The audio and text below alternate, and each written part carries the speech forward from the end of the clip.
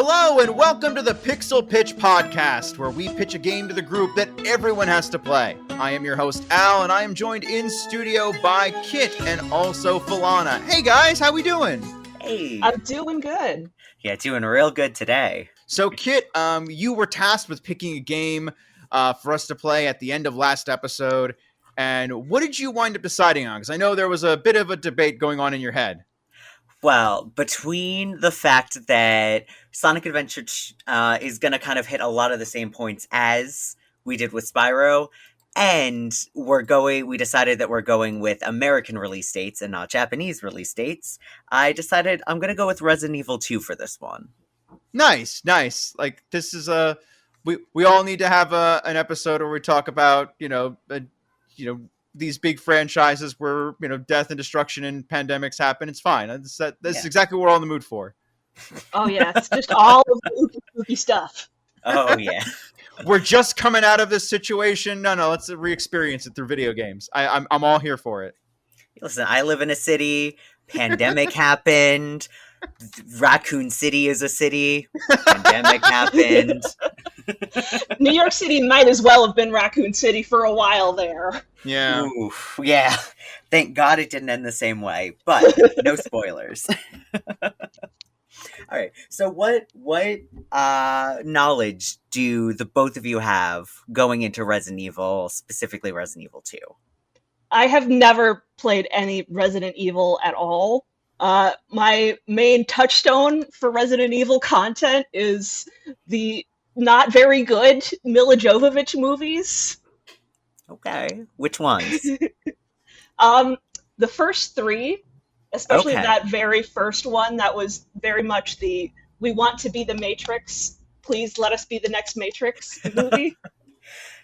The funny thing is, those first three, well, at least the first two, give you a better setup for the first 2-3 games than you might think.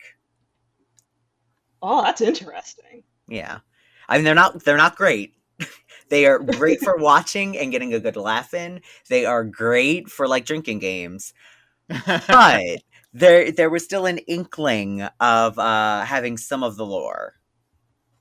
Yeah, because originally the first one did take place in the timeline, right? But then they scrapped that, and that wasn't it anymore.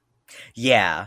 And a fun fact, an earlier version of that film, what would have been that film, could have been a George Romero script. He personally wrote a Resident Evil script and was turned down. I am so heartbroken by this because I genuinely want to know what he would have done with it. I mean, hopefully it wouldn't have just been like rehashing old ideas, as that wasn't very Romero with zombies. Like, say what you will about the Blank of the Dead films as they got older and older, but he did try very hard not to repeat himself. Yeah. Oh, yeah. I am so tantalized by the idea of that. Has any of it, like, leaked at all? Like, Yes, what it the would full be? script. The full Oh my script gosh. did leak at one point. And I mean, there were some oddities, because I don't want to sit too long on this, but some oddities included the Redfield siblings being Native Americans, or being from a Native American clan. They were going to go very far into the Linda plotline with Ada Wong. And in general, it was going to be an interesting mix of elements from 1 and 2. A lot of the things that I really enjoy about both of the games that like never really came to fruition, especially some elements that were in the scrapped kind of beta 1.5 version of Resi 2. So dude was just like, you know what? I'm into this thing that is influenced by me. Let me just fucking see what happens. And sadly, they just wouldn't pick it up. I'm very disappointed. But as far as my experience with RE2, I remember back when I was younger, like probably around the time when the game first came out, my sister's boyfriend had like a PlayStation, like a regular PlayStation at his house. And that was like the new thing at the time. Like I had the N64 at home with my dad. And like, what's this thing with disc-based video games? Oh, I don't know. How does this work? And we played a little bit of like an NHL game, which was kind of fun. But the real thing was like he had Resident Evil and it was like, oh, can we like play a game with like, you know, with bad guys, you know, like, cause in my head I'm thinking like, you know, Mario, Sonic jumping or other things, and like it's like, I mean, yeah, I guess we could play a little bit of this. And he was showing me where he was in the game, which was at the police station. He was a little far along at that point, I guess. He was playing as Claire. Okay. And there weren't really a lot of enemies at that point. He just kind of killed like 2 zombies out in the thing, and he was doing around exploring stuff. And I'm kind of like, oh, where's the bad guys though? Like, let me just restart this from the beginning and we'll go from there. Because there's a lot of zombies in the opening, and you can watch that. Oh my god, did like the opener of that, like with the zombie city and everything that going on, and Claire running out to try and get like, you know, away, and then the guy at the guy at the gun shop eating it hard. That stuck with me for years afterwards. I was watching it and I wasn't scared at the time, but like that zombie apocalypse thing, 'cause I knew what zombies were, but like zombie films I hadn't really been exposed to, and I wasn't aware of the big giant zombie demic or zombie apocalypse stuff. I was only vaguely aware of them as bad guys or like, you know, thralls to like vampires or things like that. So this was huge for me as a child. And just like that sticks so hard with you as a kid. It didn't become like a growing fear. Like I'm not afraid zombies are going to like all of a sudden like, you know, rise from their grave and take over the earth or something like that. But it was the subject of nightmares or the subject of my imagination for so long afterwards. And just thinking about like what would happen if the world went up and there were undead, and how would I handle this? And like, you know, this is a lot for an 11 to 12-year-old. Yeah. For sure. See, and I had a kind of similar experience, not because I think we established last time I was 5 years old in 1998. My first experience with Resi 2 was a bit later. One of my cousins was playing it and was playing the Leon campaign, and it was getting near the end of the police station before you get down into the sewers. And I was so enraptured by it that he did end up doing the same kind of thing, restarted, played through that opening sequence. And that was one of those moments that solidified both my love for horror games and my love for zombie apocalypse situations. So I guess to get a little bit into the plot, the game has what's called a zapping system. So that means that you swap between 2 characters over the course of your playthrough to get the full experience. Right. And the things that happen in the A scenario affects the B scenario, as well as the character you choose for the A scenario decides one major plot point for the whole overarching plot that you do. So just a basic example is, at one point in the A scenario, whichever character you're playing has the option of picking up a specific weapon and an additional like bag, which means 2 extra item slots. And you can choose on your A character to take both of those things. They're not there for the B character. So cool little things like that. As far as the A and B scenario, you play as you have the opportunity to play as Claire Redfield, 18-year-old college student, biker girl, badass, really cool. She has not heard from her brother, Chris Redfield, who is one of the characters from the first Resident Evil game, in quite a while. So she's dropping by Raccoon City to see what happens, and it just happens to be an apocalypse. The other character you can play as is Leon S. Kennedy, rookie cop who slept through his alarm, showing up late, first day on the job, and also, zombie apocalypse. So you get to play as these 2, and he's like 21 years old, so like a true rookie cop. So you get to play as these 2 kids getting thrown into this situation, and both of them kind of have the moral compass of, well, we're already here. It's already an apocalypse. Might as well see if we can find any survivors and get out of here. And that just, to me, just felt like such a cool concept when I was a kid.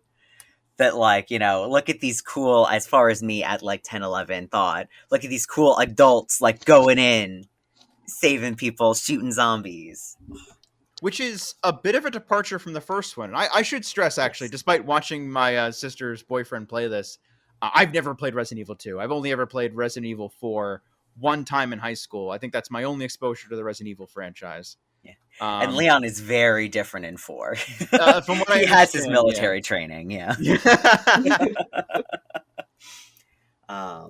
But like it's if I remember right, no, I'm lying. I've also played Resident Evil 1, the remake, the one that came out on the GameCube. Yes. I'm completely lying to your face, audience. I apologize. There was that time I played the like because I remember because we were playing that you were playing it that one time and there was that creature. I was like, where's that monster going to show up? And like then it just showed up. Yeah. Anyway, because I full disclosure to the audience, for the longest time I played all of the games that had Leon and Ada in them, as well as Code Veronica. So I played 2, 4, 6, Code Veronica. I played bits of 5, but like I didn't enjoy it quite as much. I liked some of it, but I don't want to get into spoilers. And I kind of avoided 1 because I liked Jill, I liked Chris, but I thought it just wouldn't be the things that I enjoyed. So I did eventually play Remake, and it was great. But that is... I do think that's a good point to bring up, because 1 and 2 were very different beasts in a lot of ways.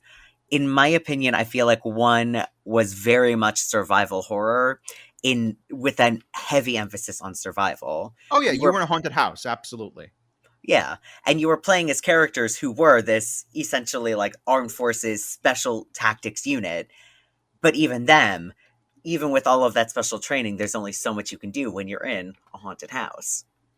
Whereas I do feel like 2, while it is still survival horror, it feels so much more action to me, especially when you compare it against the other big survival horror of the time, its major competitor, pretty much in that time slot, Silent Hill.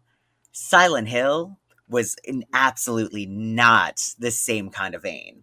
So, yeah, Falana. Now, so does Resident Evil 2 start getting into that? What I know about Resident Evil is that there's all these sorts of like puzzle locks, like to enter the pantry, you must answer these riddles 3, that sort of thing. Yeah, so one and 2 for sure. 3 does also have puzzles, but starts to get more into the action side of things.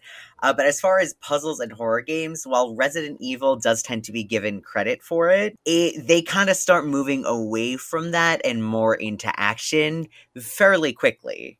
Whereas Silent Hill is a lot more... Like, Resident Evil feels a bit more like it's collect this piece, collect that piece, collect this one, put them together like a puzzle pieces. Whereas Silent Hill gets into the answer me these riddles 3. Uh-huh. All right, so why exactly are those 2 so evenly pitched against each other? I mean, sometimes I confuse the 2. Probably Capcom versus Konami, I imagine. Yeah, part of it is Capcom versus Konami. Part of it was also that there were people that didn't really enjoy Resident Evil, didn't want to like Resident Evil 2, thought that the graphics were clunky, the voice acting's bad, it's too much action, why are you shooting guns? And then Silent Hill came out. Silent Hill was in the works the same time as Resident Evil 2.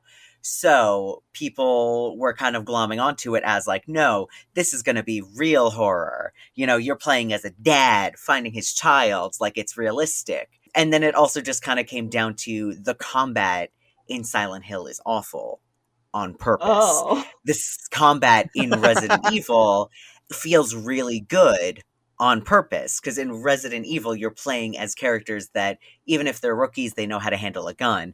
In Silent Hill, you're just a dude that picked up a gun while you're trying to find your daughter who's lost in this town. And it always kind of amazed me that continued on as the franchises continued, because Resident Evil very much became, like, especially once you got to 4, it's an action game with some great horror elements. Whereas Silent Hill, for the first 4... Well, the 4th game gets a bit more actiony, but for the first 4 games, it's psychological. And while there is action in it, it's the psychological effects of horror versus Resident Evil, where it's the kind of like movie horror, the jump scare horror. So essentially, it was just people... It's kind of like Sonic and Mario fans. Yeah, they're kind of similar enough that you can be like, oh, mascot games.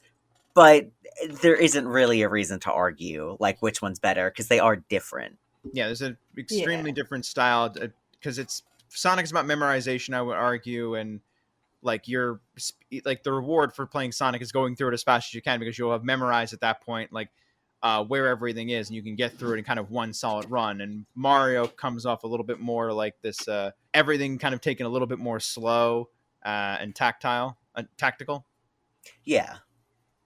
And even like there is, not to say that there isn't technical skill that goes along with a Sonic game, but like when you get into the speedrunning a Sonic game is very different than speedrunning a Mario game because of that kind of speed element of it and that memorization element of it. I mean, yeah, even if theoretically Sonic doesn't move that fast, quote unquote, in the first one, or like it's still like, it's part of what makes him charming. But moving back to, let's keep on the game we were talking about. It's a sequel, and we've talked a little bit about the first one and how I've only ever played the remake. I've never played the original. I have the original. I haven't played it, but you mentioned this a little bit or alluded to it a little bit that there was a 1.5 build of this game that sort of almost happened and then they veered heavily off from. Yes. And so one thing that occurred with this game, and I'm also very familiar with Resident Evil 4, is that Capcom was willing to, off the success of another game, kind of let the dev teams do what they wanted to a degree. So in this case, in the case of Resident Evil 4, which is something I can hopefully get a chance to go into the 3.5 at some point, they scrapped 3 or 4 different versions of Resident Evil 4 before getting to the one that they had. So with Resident Evil 2, they did kind of the same thing, where they scrapped one version at like 60 to 80% completion. It was supposed to come out in 1997. It was getting close to completion, and it just kind of, the dev team was like, this is not going to be what we want. Shinji Mikami himself has come out and said, it felt boring, it felt lackluster, it was not the best we could do, so we just scrapped it and started over. Oh wow, that takes some guts. Yeah. And I mean, it's incredible that Capcom was so proud of the success of the original Resident Evil that they were like, now we're gonna let the dev team do that, because that's a lot of time. That's at least a year. And again, a game that was possibly 80% complete, and you just throw it in the trash and start over. Yeah, I mean that's money thrown in the trash. I mean, game development is not cheap. Yeah. And I mean, and a lot of money went into this game. I don't, off the top of my head, remember how much the game itself was, but they spent $5 million on the advertisement alone. Whoa! Wow! Yeah, and that advertisement, that was magazine spots, TV spots, and getting George Romero to do a like 20-second trailer. And it's a cheesy live-action trailer, but it's incredible. It's up there with, like, the original Resident Evil, like, 1 opening cutscene. Listen, George, listen. We'll let you do a commercial, but we can't let you do a movie. Can't do the movie, but you can have a commercial for Resi 2. And he's just like, okay. And then another kind of oddity, this should just kind of prove that, like, Capcom really was, like, willing to put all their money in this basket. The game got ported a bunch of different times. Original release on the PlayStation. It got a DualShock port, or I guess upgrade, which then kind of became the basis for the PC port, which then was the basis for the Dreamcast port. And like in the Dreamcast version had, a couple extra little flares, like the VMU, you can use it to like track your ammo, track your status. So it's like this cool little thing. GameCube port was just a straight port of the DualShock version, but with like updated graphics. GameCube. I almost thought you said Game Boy. I'm like, what? No. So there was a Game Boy version. It didn't get released, but that's a whole other can of worms. Got it.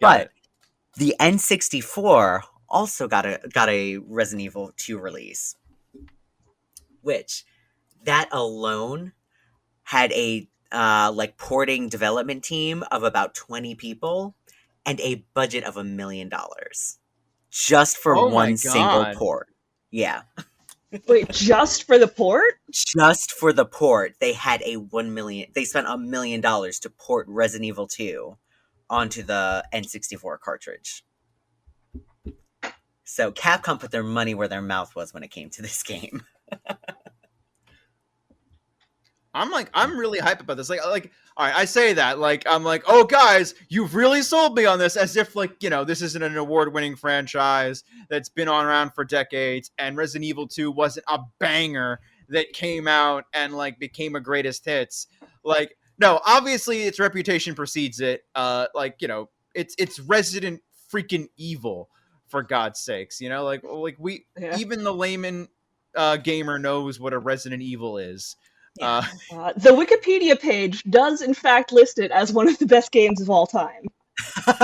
And it's real if it's on Wikipedia. If it's on Wikipedia, it's gotta be true. No one can edit that.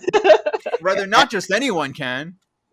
And see, and I will say, as somebody who is a long-time, like, Resident Evil fan, a long-time Silent Hill fan, while I have gone back and played OG Resident Evil, like the first one, I've played Remake, I've played the remakes of 2 and 3, I've played 2, 3, 4, and then 5 and 6, all within the last year. That was one of my big things over quarantine, was replaying the franchise from start to finish.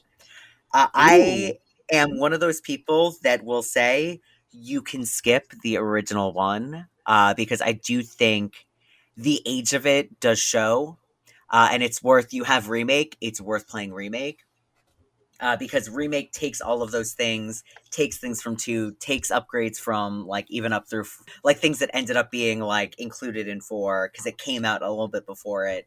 Like, it takes the first game and makes it very playable, and I think Remake is a classic that you can play anytime. It's going to hold up forever. I personally feel like, while there is some 90s cheese to, like, the voice acting, that Resident Evil 2 holds up versus to the modern day. There's no Jill sandwich in RE2 is what you're saying.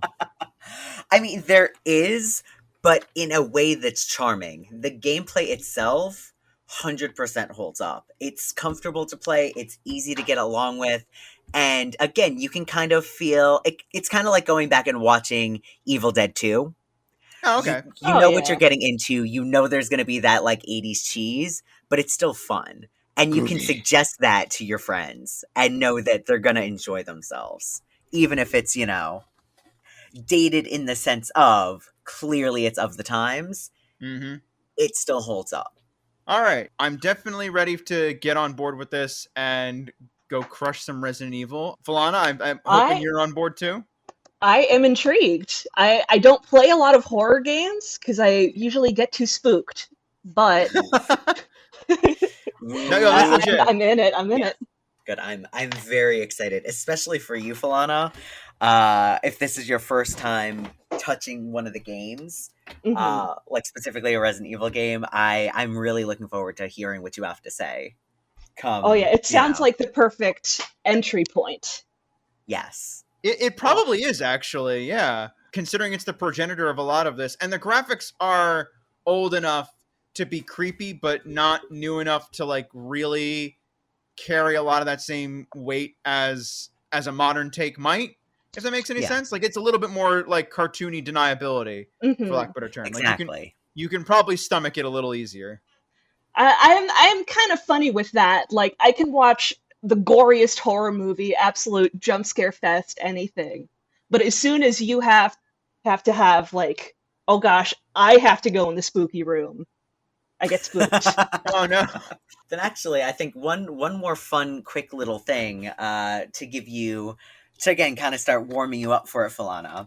The game being something that came out in 1998, even with each of the ports, it runs on tank controls, and one of the most iconic things for the franchise, for the first 3 games in the franchise, is that it has set cameras. So you don't control the camera at any point. The camera is set, like, in a corner, like it's a security camera, and that is the angle that you get to play the game. Oh, that's interesting. Yeah. So I'm looking forward to seeing how how you feel about that with your Oh, experience. that feels like a setup for jump scares galore. I'm not giving anything away. I'm excited to return to tank controls because I haven't played a tank control game in a very long time. Yeah, be polite to yourself. Be gentle because oof, they take a bit to get back used to. But Oh, they definitely do. I still feel like it's easier for me to hop back in to tank controls when it comes to Resident Evil games, but I always play them on my Dreamcast, and I love tank controls on my Dreamcast. Whenever I have to go back to a Silent Hill game, though, and you throw that DualShock controller at me, I'm off my game. Well, I'm going to be playing on the GameCube, and I have a big old giant like Pro Controller D-pad thing that I'm going to be using to try and recreate what the feeling would be if I had a PlayStation controller, and hopefully that works out well for me. Yeah, Falana, what are you thinking? I just bought a copy of this on Steam sale, actually, so I'm going to be hooking up my Xbox controller to my computer, and we're going to see how this goes. Ooh, I'm definitely intrigued by the PC port, or I guess the current Steam port. Yeah. This is definitely going to turn out way better than that time I tried to play Devil May Cry with a Guitar Hero controller. The truest way. It's the truest way to play Devil May Cry, though. Yeah, obviously. All right, guys, we're going to take a short break, and we're all going to run through this game in the small amount of time it takes us to leave you alone and come back to you. So we'll catch you in a moment.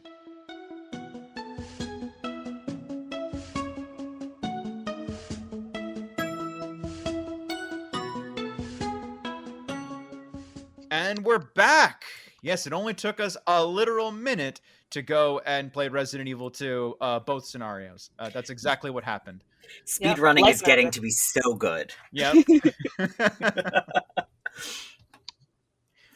But, we didn't go and play the remake. Let's make that clear. We didn't go off and decide to play the one that came out. I think it was not last year, but 2 years ago. Which is a fine game in its own right, but not the game we wanted to play. Not like with Spyro, where it was pretty much just the same game, but graphics rather. This Resident Evil 2 remake, or whatever it's called, remake 2. Resident Evil 2 make. Resident Evil 2 make. As the kids say. Gotcha. You got remake, which is the GameCube, and then re-released on everything, remake of 1, 2 make the remake of 2, and 3 make the remake of 3. Gotcha. All right, so 2 make. We didn't go and play 2 make. We played the original Resident Evil 2, and that's what we're talking about today. So, Kit, you're the one that suggested this. You're the one that brought us in to play, this classic horror game. Revisiting it, what was that like? Did it hold up? Full disclosure, there was a period in my life right after I got my Dreamcast as an adult and I got this game. I did used to speedrun this game just for my own enjoyment. And there was a period of about 2 years where I played this game once a month. Every month for 2 years. Because it just became I'm bored. I want to do something to kind of refocus my mind. Let me play Resi 2. So... Yeah, just one of those, let's be in the world for a bit sort of games. Yeah, because I needed a break from Silent Hill 2 being that game for me, and I got my Dreamcast, I got a copy of Resi 2 for it, and I was like, let me just do this. And then I didn't touch it until over quarantine, and then again this past week, and it still holds up. It holds up so well for me, because it is one of those worlds that I love just kind of escaping into. So then what about you guys? What is your first experience with, Raccoon City in this capacity been like? It really starts off kind of rough. I'll tell you what. I died maybe 5 times in the first 3 screens. Hey. It's just I hadn't used tank controls in a long, long time. And of course they drop you right into a horde of zombies to really get you in the zombie fleeing mood. Oh, yeah. What about you, Al? How did those first few scenes until you get to Kendo, how did that go for you? All right, so that definitely a very similar experience. Like as soon as I was dropped in, I died, and I was like, all right, a good thing I put this on easy. Like, which is what's really Uh-huh. strange about it. Like, I'll talk about this for a little bit, but like I needed to play this on easy because the controls were just so hard to get used to. And what's really strange about all that is that like it wasn't the fights themselves were not hard. I was fighting the controls throughout most of the game. Again, this isn't to speak ill of it or anything like that, but like that opener where you're in there and you die immediately because it's just so hard to move around and everything is trying to kill you, that's horrifying and extremely frustrating because I died and immediately was like, oh no, this is going to be a long haul. What did I get myself into? This is probably not going to be fun. I was sweating bullets for a hot second there. Yeah. I had my poor character just like doing little spins, trying to figure out how to point him in the right direction. It was harsh. This was not like with Remake where you got that quick turn and that like Right. I did not realize how useful that was, how much you needed that like with Yeah. tank controls, because I just thought like, oh, it's whatever, I just won't be able to snap backwards immediately. Oh well. Like, oh no, not all well. No, Nope. that Nope. was very important. Yeah. I am not able to play this game. Yeah. See, and I think that's one of the interesting things with it is that because I'm so used to it being that way, like when I get back into Resi 2, like it takes me that whole opening sequence to readjust to the controls and then I'm good. And a lot of it is just kind of the muscle memory because I've played it so much that I had my girlfriend play it like literally 2 days ago so that I could firsthand see somebody who's not used to tank controls, who didn't grow up with them, who didn't grow up playing these games, what it's like to them. And I Yeah. forgot that like that is probably the most dated thing about it. The fact that we're used to, at the bare minimum, having a quick turn when you have tank controls. Yeah. And how big a difference that makes. But I think that's also why I suggested easy mode, because I feel like the game itself may not be that hard, but the controls, if you're not used to it, is where it gets you. Yep. It's so bizarre. Like I didn't think I was going to need it that badly. But like for those of you out there who don't know what tank controls are, we'll do a quick explanation, which is like you're kind of like a tank. You can only move forward and backward, and you turn left to right by pressing left and right, and then move forward by pressing forward or back, or move backward by pressing backward. Whatever direction you decide to point yourself at. So again, you're like a tank. Yeah. Important to note that the directional controls are the direction which your character is facing. Yes. So if you want Yes. to point right and your character is facing towards you, it's going to be really counterintuitive at first to try and figure out which direction you actually are pointing your character. Yeah, especially because of those set camera angles as well. Oh yeah. So then how was that in the game? Because Falana, is this the first time you've played a game with set camera angles? Yeah, I think it is.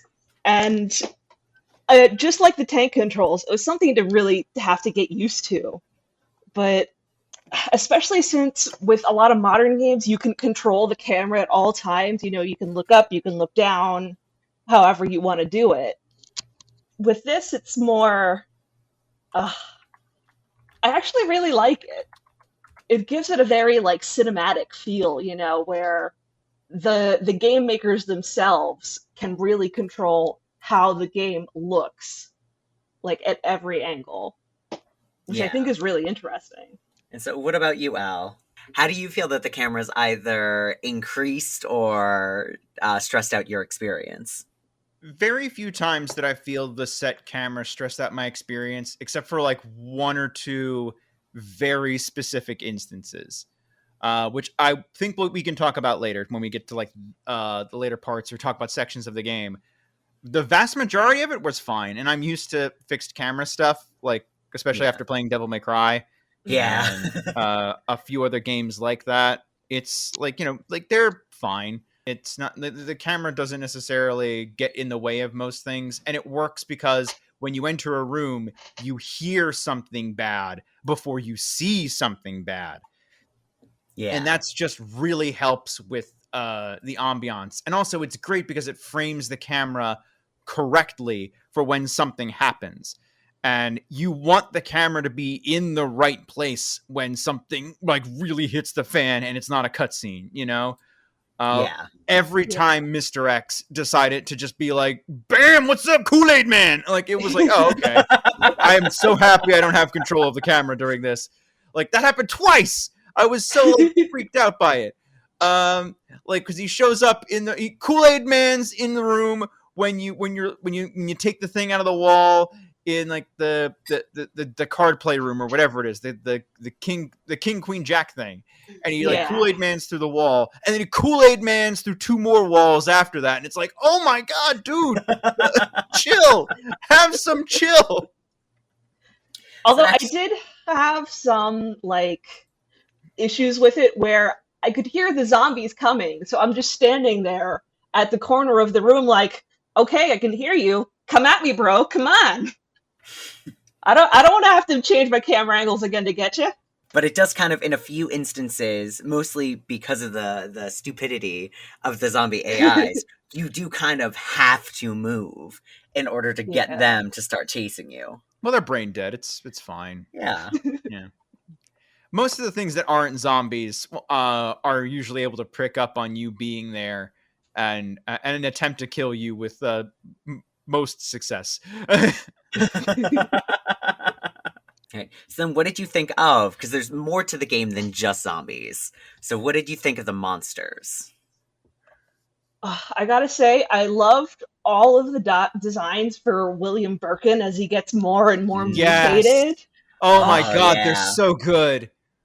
Especially the one you fight at the very end of Leon A, where it's just, he's finally gone on all fours. He has this like sleek shark face and just a giant gaping maw with just teeth sticking straight out.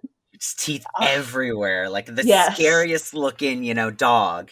Demogorgon eats your heart out, Oh, absolutely. And he tries to like close his mouth, but he can't because it's just teeth. And whenever he like picks you up and gets you, he just shakes you around like a dog shaking a toy, Yeah, and then just throws you back on the ground. Yeah.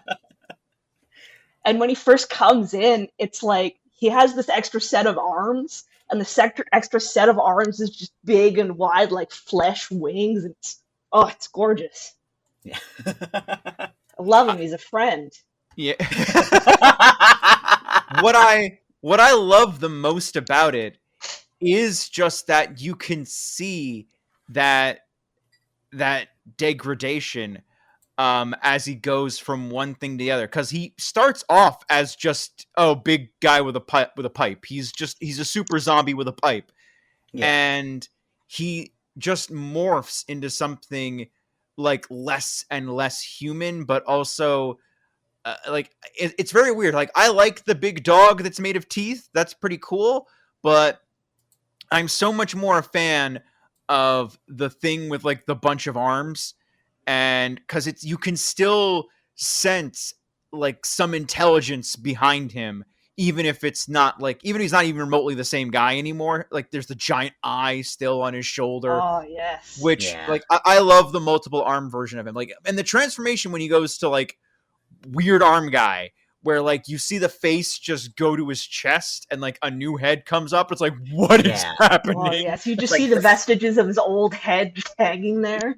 Oh yes, like you see the pieces of who he used to be getting completely taken over by what he's becoming. Yeah. And it's weird because it comes back at the end. Like, there's still that human part that like becomes very prominent in the last form. Like the goop form, I guess. Oh, his final form. Yeah. It's this so isn't cool, even my final form. And it's like, oh.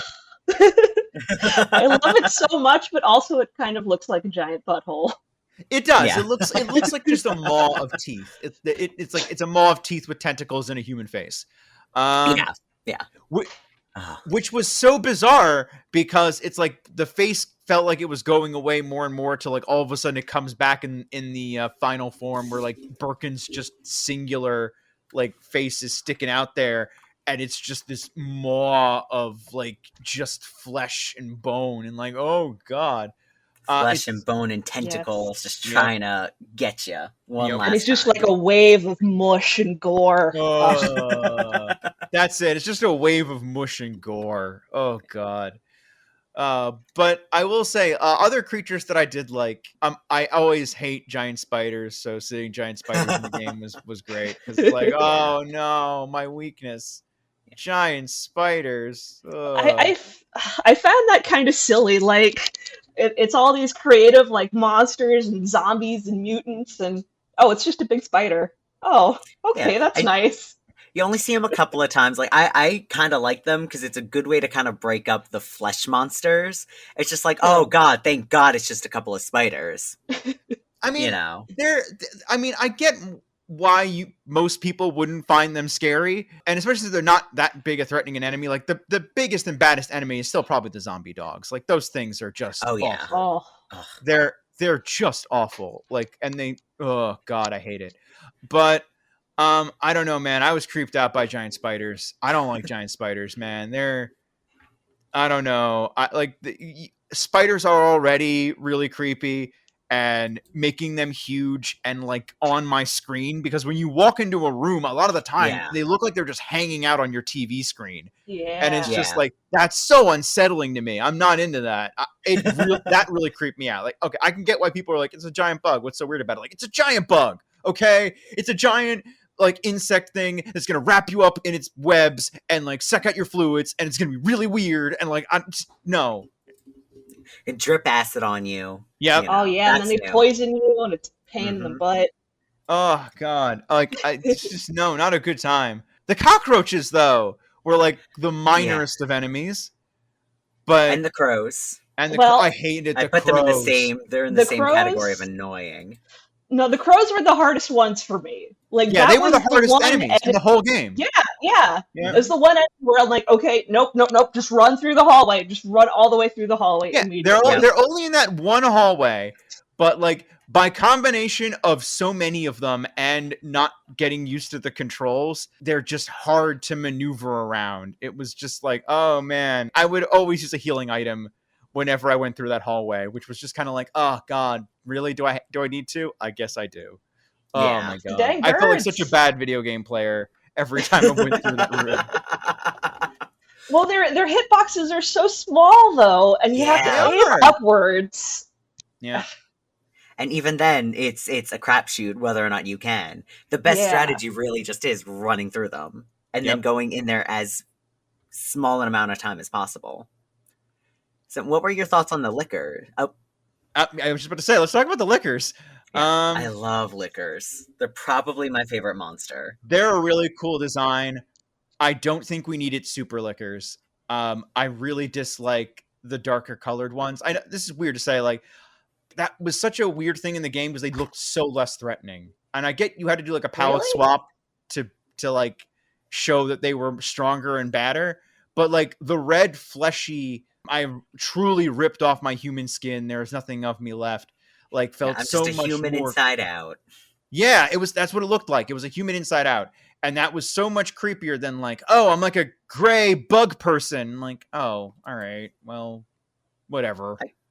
I got sloth claw hands, you know? Yep. That's what they look like. They look like just dangerous sloths. They walk like sloths. That's exactly how sloths walk. Like when they have to be on the ground. Oh, Jesus. Wow. Yeah. That's really creepy. I don't know. I like the human inside out look way more than I liked the other one. And just the tongue was so creep. Like, it was just so creep. Great creature in there. Definitely killed me the first time I encountered it in the Claire scenario, because I played Claire first. We'll talk about this in a hot second. We're done talking about creatures, which order we played things in, because that does actually matter. But man, yeah, that killed me right quick. They set it up so nicely in that first hallway that you meet him, though. Yeah. Where it's like you walk up to the dead body and he's just decapitated cleanly, and it's like, oh, something's gonna happen in this hallway. A question. When each of you, before going in that hallway, when you walk up to the window and go to the door, a licker crawls Yes. across the window. Did either of you see that? No, Oh, it was so creepy and good. I totally missed that. Is that in the Claire scenario as well as the Leon one? I believe so, because the licker spawns in a hallway off of the, like, you go through the double door room, right? Yeah. And then you go into the hallway, right? Yep. And then there's a licker in that hallway, right? Yeah, I didn't. Yeah. I must not have noticed it. I will tell you another time a licker got me was when I was Leon, and it just jumps in through the top window, Yes. and it's just kind of like, oh, what, I'm here. I'm like, oh, I wasn't prepared. No. Yeah. Oh, it's like on that interrogation room table, you go to grab like an item, and then boom, he's there. Yeah. Oh God. Lickers are great jump scare material. Yeah. They really I'm trying to think of are. what the other like big creatures that we could talk about here are, because there's let's talk about the lamest one. At least in my opinion, what was the lamest monster in the whole game and didn't really qualify as much of a boss fight is the giant moth. Big moth. Yep. Yeah. Oh, See, but I it's a felt secret bad. battle. Yeah. Even, when I was doing my replay of it, I remembered it being, like, so big and, like, epic, but then I hit it with a couple of flame grenades, and I was like, oh, shit, that was it? Yeah, Oh, yeah, okay. it dies. It dies right Damn. quick. Yeah. Like I It's was, just a big moth. yeah, just and felt bad that about I'll it. agree is just a giant insect and is just, yeah, all right, what was scary about this? Yeah. No, I felt kind of bad killing it. It was just hanging out with its pupa. It's like, oh, I'm It's like, sorry, yeah, little guy. It wasn't bothering anybody. This is on me. This is on Yeah. me. I shouldn't have Yeah. done this. Yeah. Just a little fuzzy guy. I fucked up. Oh God. But yeah, all right, so we've covered super lickers, we covered the giant moth, which I feel bad for killing, really. Because we didn't have to. It was an optional boss. But I was exploring, we're going through every room, and there he is, and he dies to 2 flame grenades, like, immediately. So then I guess the only monster really left to talk about are the Ivies. You only really see them like 4 times. Like you see 4 Ivies max. Yeah, there's the plant monsters. Yeah. Which I will give credit to the remake. Definitely plays a more prominent and frightening role in that game than they do in this one, where they just kind of say, boo, I'm a reference to Little Shop of Horrors, what's going on, and then Yeah. that's kind of about it. What's annoying about them, though, is if you don't kill them with flame stuff, they'll attack you after they're dead. Like, and I'm like, it's really annoying. I'm like, oh, I hate you guys. No, it's very rude. Like, you step over them and they just thwack you like, oh, excuse me, I killed you already. Out of flame stuff and you know they're going to do it, and it's just like, oh, I got to walk over there, though. Oh, F it. Yeah. So you can't really do anything about it. You gotta hold on to those flame grenades or the flamethrower. Or the flamethrower, yeah. Which I accidentally spent all of. Like, I was killing the larva outside the moth room, and I was like, oh man, when are they going to stop? Oh, they're not. They're not going to. I wasted all of this for no reason. God. See, but that's how they get ya. Yeah, it absolutely is. Oh my God. But let's talk about some of the. There's some of the bosses left as far as creatures go. Because there is Mr. X in general. There is Mr. X in general. I want to save him for last because I want to go on a little bit of a tangent about him when we. Okay. Like so, but like there's some other bosses. Let's talk about the alligator or the crocodile. Oh yes, I love that part. Oh, you have to do a Jaws. Yep. Smile, you son of a bitch.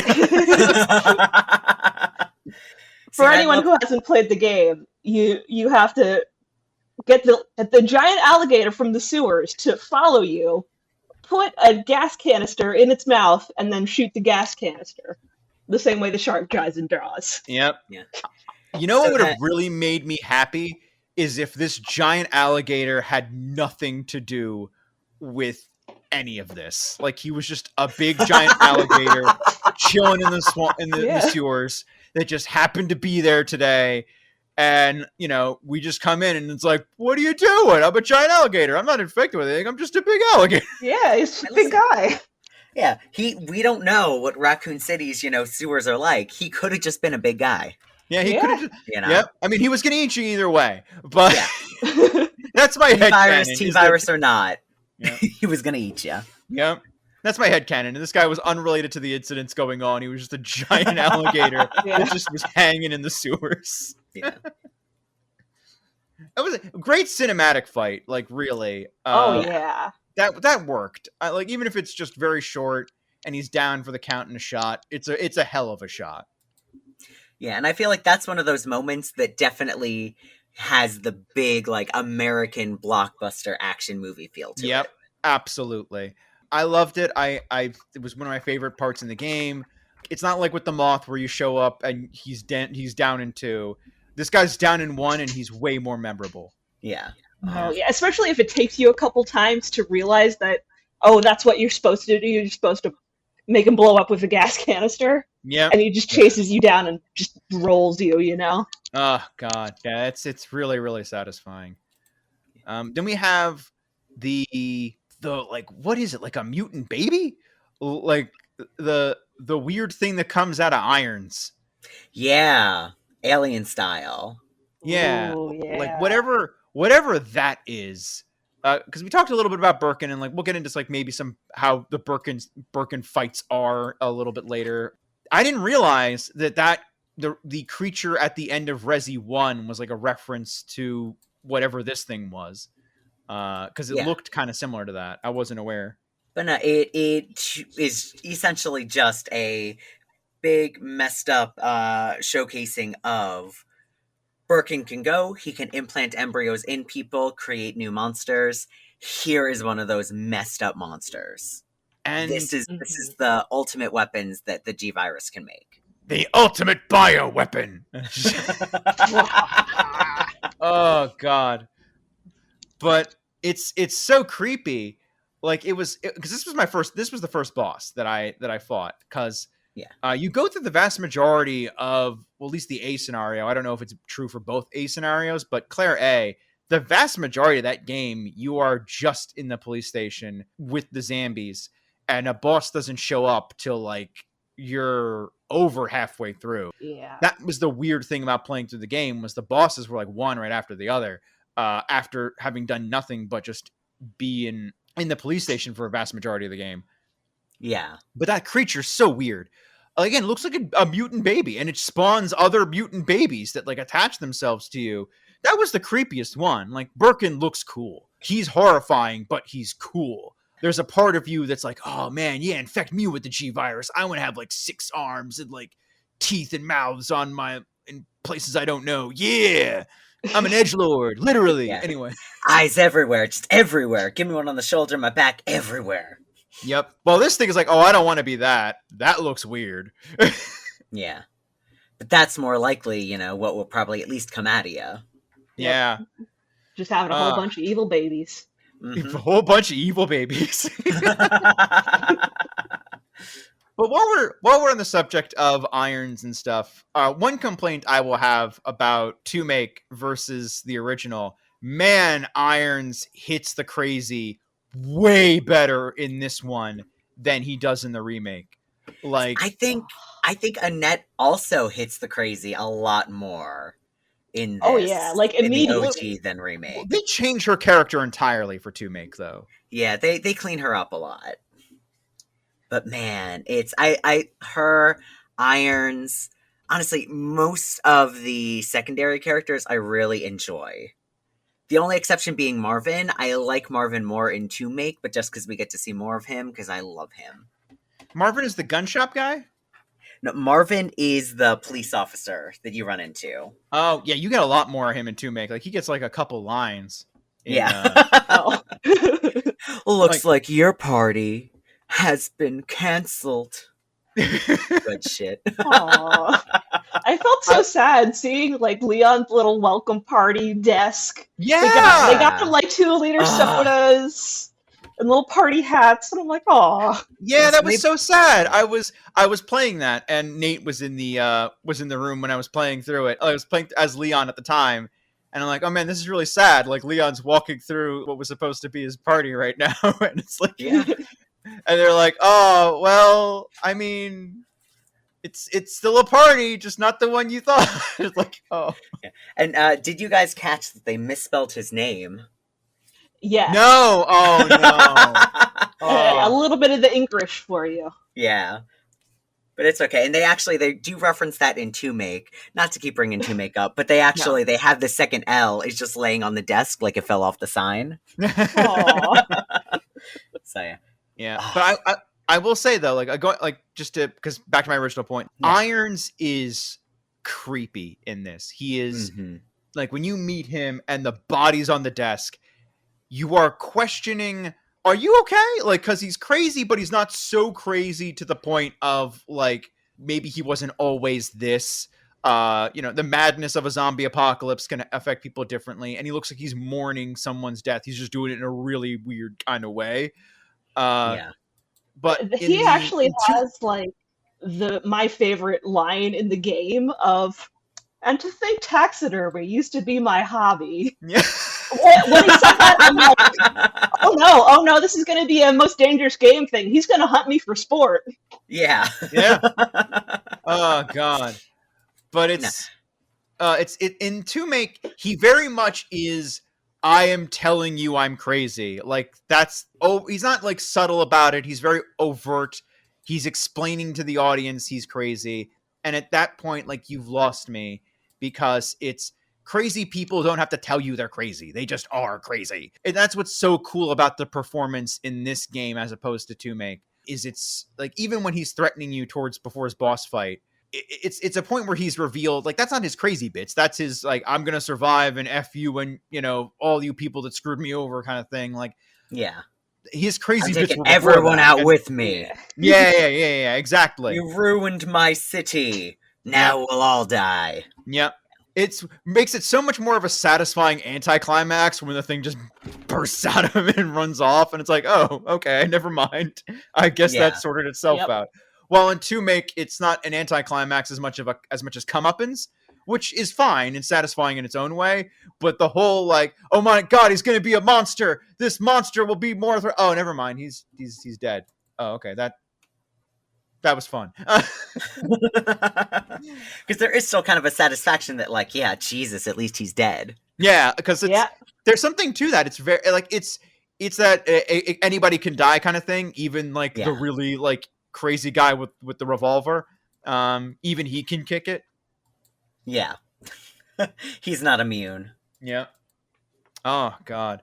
And the whole atmosphere is really, really great. Like you start out in that a big apocalyptic thing with like fire and running from the zombies and going into the bus. And like, I want to tell you, I was having some flashbacks from when I was like a kid for like a hot second. And I thought I'd get way more of that experience out of it. That this would be my moment of like facing my childhood fears. From this game that traumatized me as a young lad. None of that. I just, oh man, we're starting. As soon as I touched the tank controls, like all of that went away, and I was frustrated with moving the character. And it was so cool getting the first set piece because I played Claire first, and I actually do want to talk about each of us playing scenarios differently. Yeah. As soon as I'm finished with talking about the scene, because like Claire's first big thing is talking to the gun shop owner whose name escapes me. Kendo. But I have such a different memory of that guy dying than what I experienced when I played it. I remember being so scared and so shook by that guy just eating it as the zombies come in through the window. This playthrough, I come in and he's like, oh, hey, darling. Oh, I'll protect you. I'm like, oh, all right. And then he stands by the window like an idiot. And I'm like, man, you deserve this. And see, now on that front, so there are certain things that are different between the two scenarios. And I think that's a great one to start on because when Leon steps through that door, he's like, hey, who are you? Oh, I thought you were one of those zombies. But with Claire, it's, hey, darling, I didn't mean to point my gun at you. How are you doing, sweetheart? And it's like so 90s sexist, like. Yes. He's like laying on the charm he thinks he has as thick as he can do it. And Claire is like, I did not learn how to ride a bike at 16, at level 12 for this to be happening. I know more about guns than you do, sir. My brother is Chris Redfield. Yep. Man. Oh, But so I guess I think you both played it the two separate ways. Al, you played Claire A, Leon B, right? yes, I did. And then Falana, you did Leon A, Claire B. Yeah, I had Yeah. initially planned to play Claire A. Leon B, but when I started up the game, I'm like, oh, disc one. That means you do it first, right? Oh no! Yeah, Oh right. I'm like, no! yeah, pro gamer move. Yeah. Disc one means first one. Yeah. But one thing I will say, so as far as story wise goes, Claire A, Leon B is considered to be the stronger story. But most gamers back in the day typically played Leon A, Claire B for that exact reason. Leon is disc one, so that means it goes first, right? Yep. And so the way the A, B, and then the Leon Claire stuff goes, Leon has his own plot points, with Ada and all of their running around. Claire has her plot points with Sherry and that running around. So there is slight variation between those being the A and the B, but the plot line is basically the same. And then the A scenario has certain things, such as getting to go to Kendo's, Birkin boss battles, whereas the B scenario has Mr. X and is overall kind of condensed. Things are kind of like shifted around, and you do kind of blow through it a lot faster. So some of the things like Falana, as you describe them, I'm sure Al's going to be like, wait a second, that happened in Claire.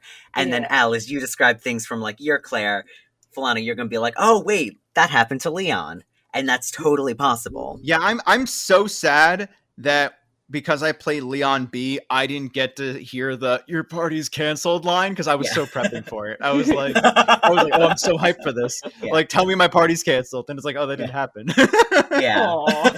Because by the time Leon gets to him, he's already dead because Claire got there first. There's some interesting things about having the two scenarios play at once, but there are some weird inconsistencies Yeah. between them. Like there's some continuities and there's some other continuities that don't fit. Like who does it? Who does Claire always blow it up, or is that only Leon that blows it up?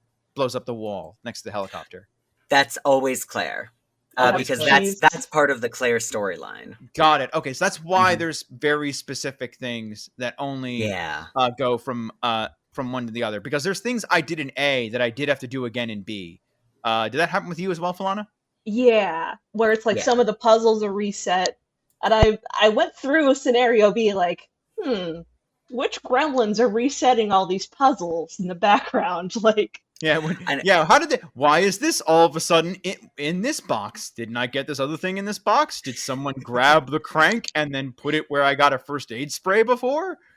Conversely, I expected some of it to have like much less like continuity than it actually did. So you know that one part where you go up to like a weapons box and you have to choose, you get a bigger gun and you get a storage upgrade. And one of them says, "Oh, I should save this for the other one." And I'm like, "Oh, I don't need to. I'll just take both." Oh no! You saved it. No, don't do that. Yeah. Whoops. See what I mean? And I think that's one of those things. Like one of my biggest griefs with To Make is that because Falana, you still haven't played it. I don't want to give away too much. I feel I wish that they would have ironed out some of that A/B like repetition stuff. Because there is still some repetition, and I'm like, you shouldn't have to be doing the exact same puzzle as both characters, because that just doesn't make sense. No, it doesn't. But that is part of the video game thing, Yeah. There's only so much they can do, because then it's like, how do you map out having the A person solve this puzzle, but the B person, it has to be locked for them. Yeah, you can't have that B person just, blow through the entire building because everything's unlocked already. Yeah. Wouldn't be very fun. No, it would definitely take away some of the enjoyment. But I think that's why it's great that they do have those very solid plot points. And then for the replayability, whichever character you get the B, like as your B side, you get a condensed version of their plot. So that is motivation for you to play the game the other way, because then you get the full plot with that character. That is so fascinating to me because I just assumed you would still get like the whole plot. They would just cut out the fat, for lack of a better term. Like my question is Mr. X always in the B scenario, or is he always in Leon's scenario? He's always in the B scenario. Really? Because I associate him so hard with Leon. Like he's ingrained in my mind as just part of Leon's story that I just assumed he was always part of it. Nope. Which is really fascinating because I always associate Mr. X with Claire because I always typically played Leon A, Claire B. So I would always be fighting Mr. X as Claire. That's interesting. Yeah. Wait, so why did you always do Leon A? Because Ada Wong. And also I do like Leon a lot. And so it just kind of was the way that I always played the game. And so I was much more familiar with Leon as the A scenario and Claire as the B scenario. So while I like the story, like if I want to replay the game and enjoy the story, I'll play Claire A, Leon B. But if I'm just speeding through it, enjoying it, getting to laugh at, some dialogue as I do it, Leon A, Claire B is just, that's like my speed running norm. Yeah, I got you. There's some fun stuff about like just that whole idea of like you not only play the game twice, you can play it 4 times. Yeah. There's 2 scenarios and then 2 different combinations of those scenarios. It's not set in stone which way it goes. That's so inventive. It really is. I think that even 2Make does it as well to an extent, if I remember correctly. But like that was not something you commonly had in video games at the time. No. Yeah. And it's like that's really, really something to just be able to be like, because I'm tempted, very much so. I'm not going to, but I'm very tempted to just pick it up and play and go, let's do Leon A, Claire B now, because I'm curious what Claire's situation with Mr. X is going to be. It's so like dense and detailed. Like I actually peeked at the walkthrough to like just see how far along I was and gauge my progress. And the walkthroughs are so dense. It's all of these like if this then this sort of layered options. It's just so interesting. I had such a weird walkthrough that I grabbed partway through the play that was, I think the guy was like trying to remember it all like from memory, like not while he was playing the game. Because there were tons of details that he got wrong. That like this is not from the Claire A, this is from Leon B. I didn't know that at the time, but he says, and then you'll find this here. I'm like, I'm not finding that here. I don't know why you would. So it made it a very interesting playthrough because like I still had to figure out a lot on my own, but I had like the general beats of where to go. They were just in terrible detail on this game facts thing. And it wasn't like I could go and pick up a different one because I was already through this guy's process of playing the game. I had to like figure it out on my own and be like, F it. I don't know. I'm not going to look it up. I'm just going to, putz around until I find what I'm looking for. The most aggravating thing was when he said like, and then you find the heart key next to the cop's body. Sir, there's not a heart key here. There's like a detonator. Well, I guess I'm gonna figure out what I'm doing with this. Yeah. Man, which that definitely I'm curious about like which one you ended up using, and I wonder like is that some odd. Like, were you accidentally looking at, like, an arranged copy? Because there is, in addition to the regular way you can play the game, there are also the arranged versions, which shifts around where items are. Oh, I don't think I was, but maybe, because I do have that. Full disclosure on this as well. We'll talk about a couple things differently as we go on. But I was playing the not the Game Boy, the GameCube port of Resident Evil 2. So... I didn't have nearly the amount of slowdown that the original PS1 release would have had. I did encounter other problems, though. So I hope I didn't accidentally hit arrange mode and like have my items in different places. But arrange mode is on there. But I did run into the problem of playing a standard definition console on an HD TV, which is a problem I ran into when playing Kingdom Hearts, is that the brightness is going to be awful. Like the gamma's just off, but to an extent that made it creepier and it was kind of fun and I still was able to get through it. It was just a little darker than what it normally would have been. But I will say the speed on the GameCube is so good. It's just buttery smooth, like going from one door to the next was just the cutscene of the door, and I was there, and it was like I was very pleasant experience. Man, I wish that was me. Every time I opened a door, my Dreamcast did the because it had to load the scene. But I mean, hey, that's the true 1998 experience, you know.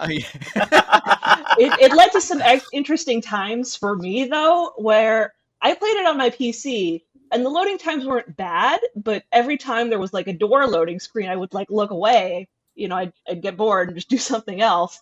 Once it loaded up again, there would be a couple times where, oh no, I come back to it, I'm being attacked. Like immediate jump scare there. Oh no, I am dead. Oop. Oh no. Oh. Yeah, I thank God for the port that I do have of this, because it runs really good. It looks really good. It smooths out a lot of the polygons and doesn't try to make them look like what they're not, like, which is what's kind of really appealing about this, and what's cool about the horror of this game is the not quite human aspect of everything that's going on in it. The way everything looks just a little off, but God, I really like that about it. Like, I think the graphics hold up because they work with the horror that's in place, you know? Very much so. And I gotta say, some of these designs for like the backgrounds too were really interesting. Yes. Do you guys remember that one? Yeah. That one spot in the secret lab where you're going up this tall ladder, and on the other side of the screen is just this giant mass of like vines. And it just looks like H.R. Giger and Georgia O'Keeffe collaborated on this. Yeah. It's just so gnarly and cool. Oh, yeah. God. It's beautiful. Yeah. The lab section in total is visually a treat. Like, going into the cool room, the giant generator in the middle of the thing, in the middle of the whatever that is, you know, all the lab parts, all of all the plants overgrowing stuff, all the different experimentations and stuff. Everything is such a visual feast when you get there. It's a great change of pace from everything else in the game. Because the sewers are probably the weakest part, I guess. They're not that long. They're not that tedious, but there's just not a lot to get on while you're there. The police station is a haunted house. Like, I didn't expect that out of the game, oddly enough. And it's gorgeous. Every room you're in is so atmospheric. It's so fun. Yeah. The fan room, just that big giant fan in the middle of the room, just like going over the camera. It immediately sets off your anxiety in this weird way that I can't quantify or exactly talk about. It's really, really, really good. I loved being in the police station. I didn't want to leave, not because but oh man, there was this great part when I was in Claire A. I walked into the library, and then all of a sudden, it was round 2 of the zombies, I guess, and all of them started crawling through the windows because they had that cutscene, and I immediately was like, oh God, I guess I'm gonna deal with this. And then I had to leave, and I was like, oh, all right. Like, never mind. I got to ignore all of that. It's not my problem. Not yet. I'm immediately done and leaving. Bye, guys. But Leon B, I don't know, like, I feel like that happened twice, where I was like, I went into the library, and then they were like, I'm like, oh my God, guys, I still have so much more to go through. I don't want to deal with all of you, but F it, I guess I have to. And then I think it happened a third time, like, if memory serves. And then I was immediately disappointed and like, oh no, why? Zombies, there's so many. Oh God. But there's so much cool stuff about, like, this is all right. I don't want to talk too much about this. I'm going to talk about, like, how much I love the guns and everything else like that, but I'll pause for a hot second on that. Yeah. So what did in line with not really wanting to leave the police station because you get so used to it, how does the music factor into that? How did it factor in for you guys? Because part of why I love the police station is the music across the board. The library, that front hall theme, I could just stay there forever. It's like when you first start exploring the town with Maria and Silent Hill 2, it's that condensed moment.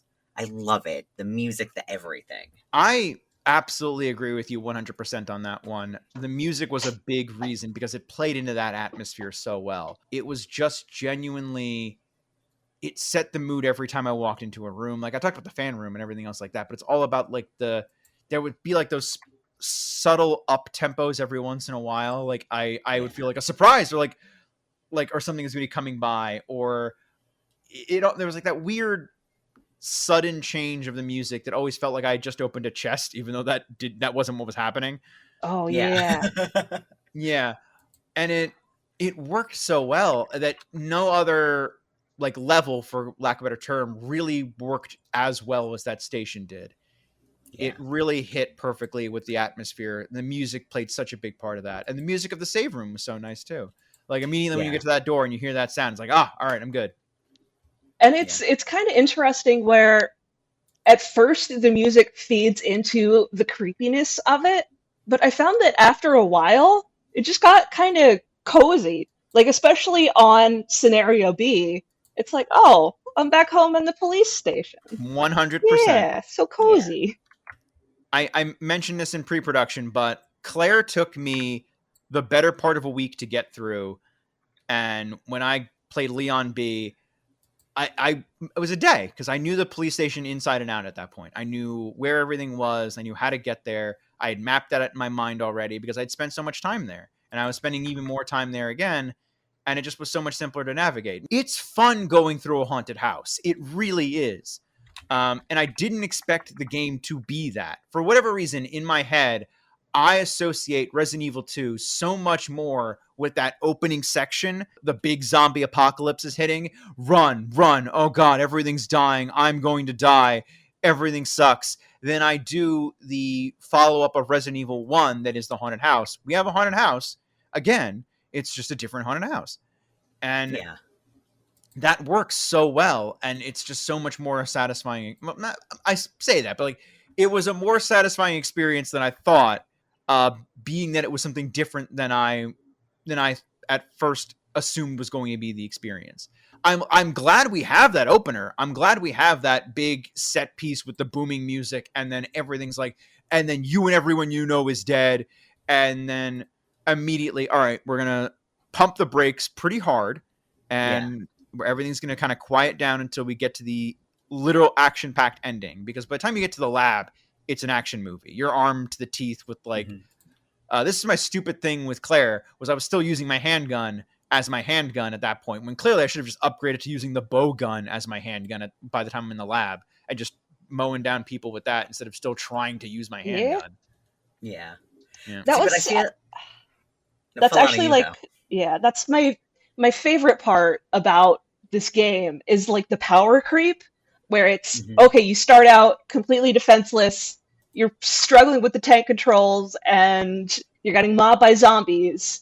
But by the time you get to that B scenario, it's like, oh, and I know how to do this. I feel powerful, I feel good.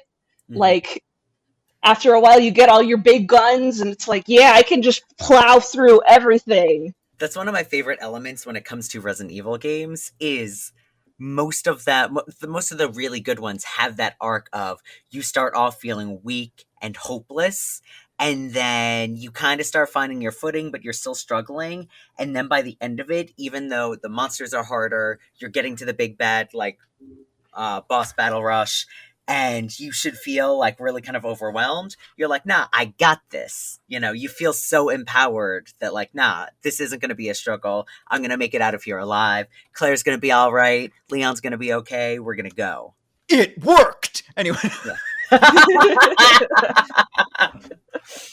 Because like, and I mean, I totally agree, because when I was Leon and in Leon B, I was just going in with the shotgun into every room and just mowing these guys down, because it just was like, it was so much like, as in scenario A, I'm tentative, I'm going around, I've got like trying to like get through the creatures or sneak around it, and like by the time when you know what's going on, it's just like I'm imagining Leon just ubu soft boying his way through like with a pump action shotgun, just like mowing through guys, just like, hey, simping ain't easy, and just like, hey girl, it's how you doing? You need me to go get you something, like maybe a cold water? I'll be right back.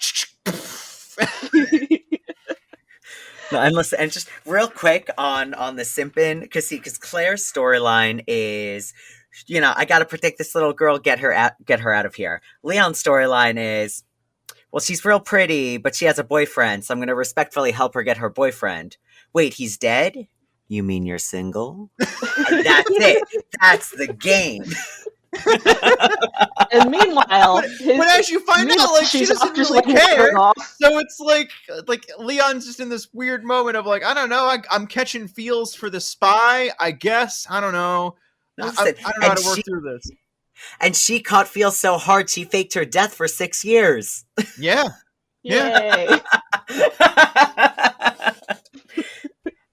But she didn't really, though, because she throws him the rocket launcher at the end and is like, yo! Yeah. Well, yeah, because see, that, in that boss battle for Falana, you, as you saw at the very, very end, you got Ada dropping that for Claire. And then Claire goes, who are you? Who's that woman? It was the funniest thing. Like, that voice. Yeah. Oh, man. Oh, speaking of that boss battle, though, all right, yes. Let's touch a little bit on Mr. X, because we said we were going to save him a little bit for later. But I love him to death. I think he's great. I think he's a great addition to this game. When you play the B scenario, you're not expecting it. It's a really cool thing when you see him just airdrop in and be like literally an X Factor. I loved him being in the game, a constant presence. That, like, not so much as he is in 2-Make.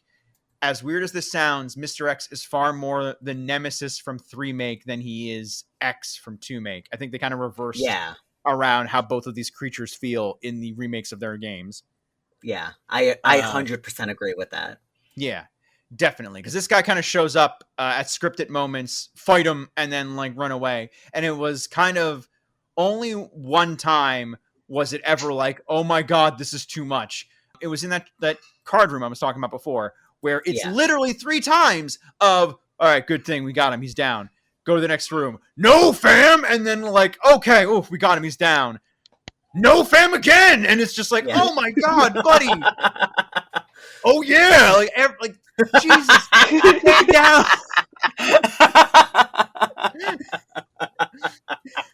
I love that. I don't use TikTok. I'm about to use TikTok just for that. Yeah. I'm going to make that meme for you, Al. No fam again, anyway.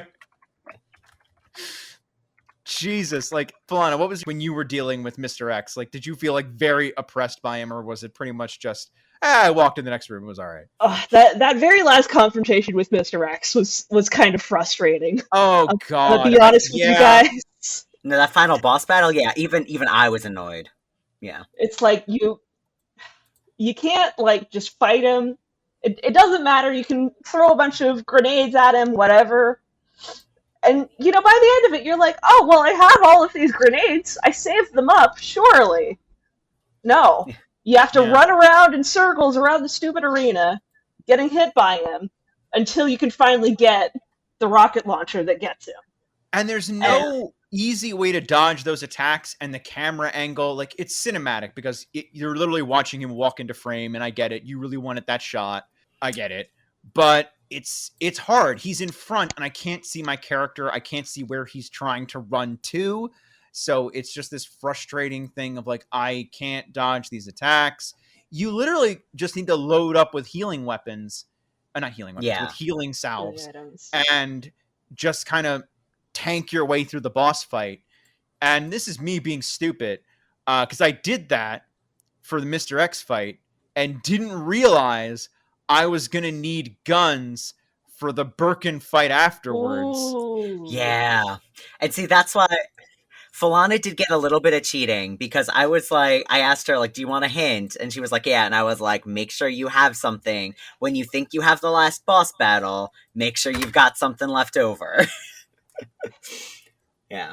Because I walked out and I was like, I was nervous because I was unprepared for the super zombies that were there. Because I'm like, oh man, thank God I have the submachine gun. And I just mowed those guys down, and like, that was pretty cool. Good job, game. I wasn't expecting that. And I expected I was going to be able to hit back at the save room before the Birkin fight. I'm like, oh no, all right. No, I'm not.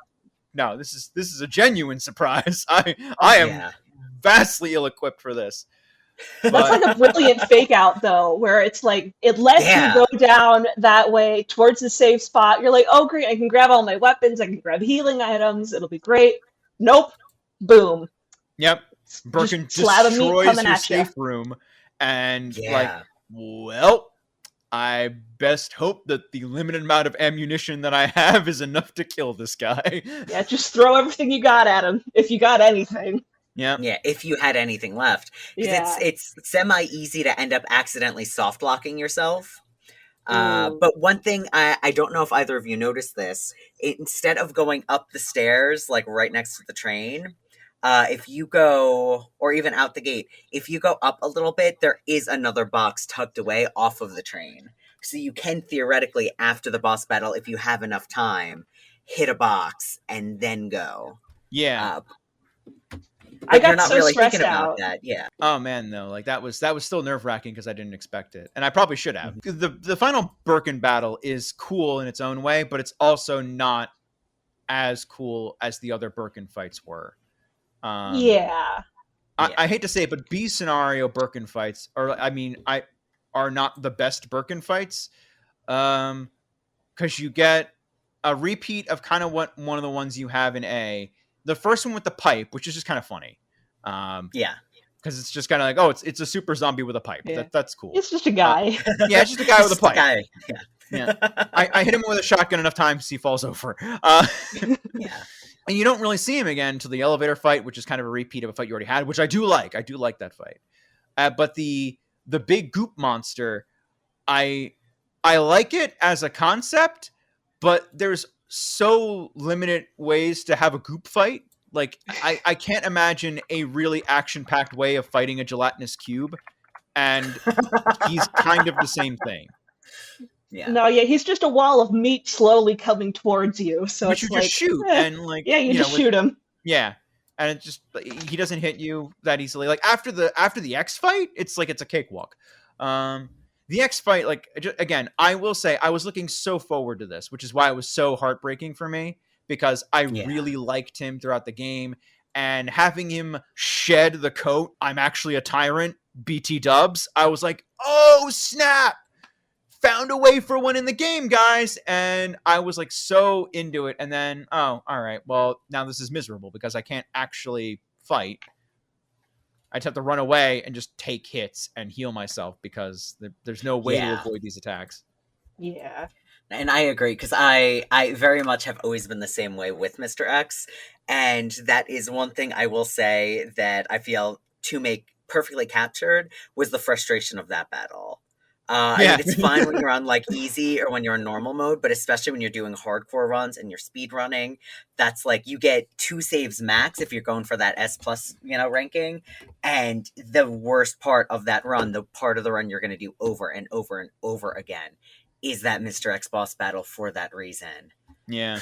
So, which is a shame, because again, he's such a cool monster, so much fun, regardless of the original, the remake.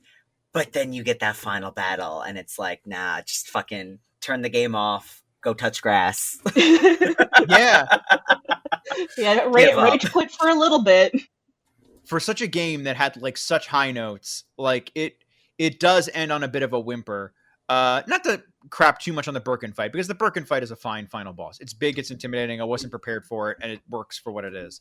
But following up after the Mr. X fight, like it leaves such an odd taste in your mouth that is immediately cured because you get that final cutscene that is so dumb and amazing. Where they're walking into the sunlight and like, we've got to go. Wait, where are we going? Like, we've got to go stop Umbrella. Like, what? Dude. You get that funky like guitar at the end of it. Oh gosh, that ending theme. It's so just like Americana action movie, I love it. It's just like that was the moment I immediately was like, this isn't a bathtub. I'm like, yes, that is the same person. Oh my god. Full on, I'm gonna send you that meme afterwards. Okay. Oh, God. This isn't a beach, this is a bathtub. Oh, Jesus.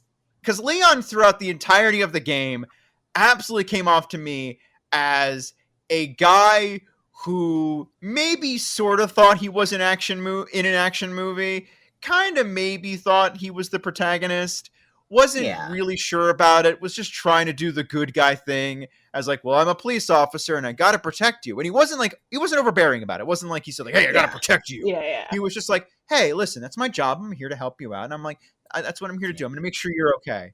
Like, because simping ain't easy, like I said. Simping ain't easy. Yep. But when he has those two lines, the one line of "it worked," like in the middle of the tram car, like yes, Leon, thank you for that. Like absolutely. And Claire's just telling him, Leon, shut up. Like I'm like, yes, thank you, Claire. Leon, I appreciate please you. Stop. But to be fair, Chris is absolutely that same kind of like cop. Or he became a cop, he became a military man because he wanted to be the action hero.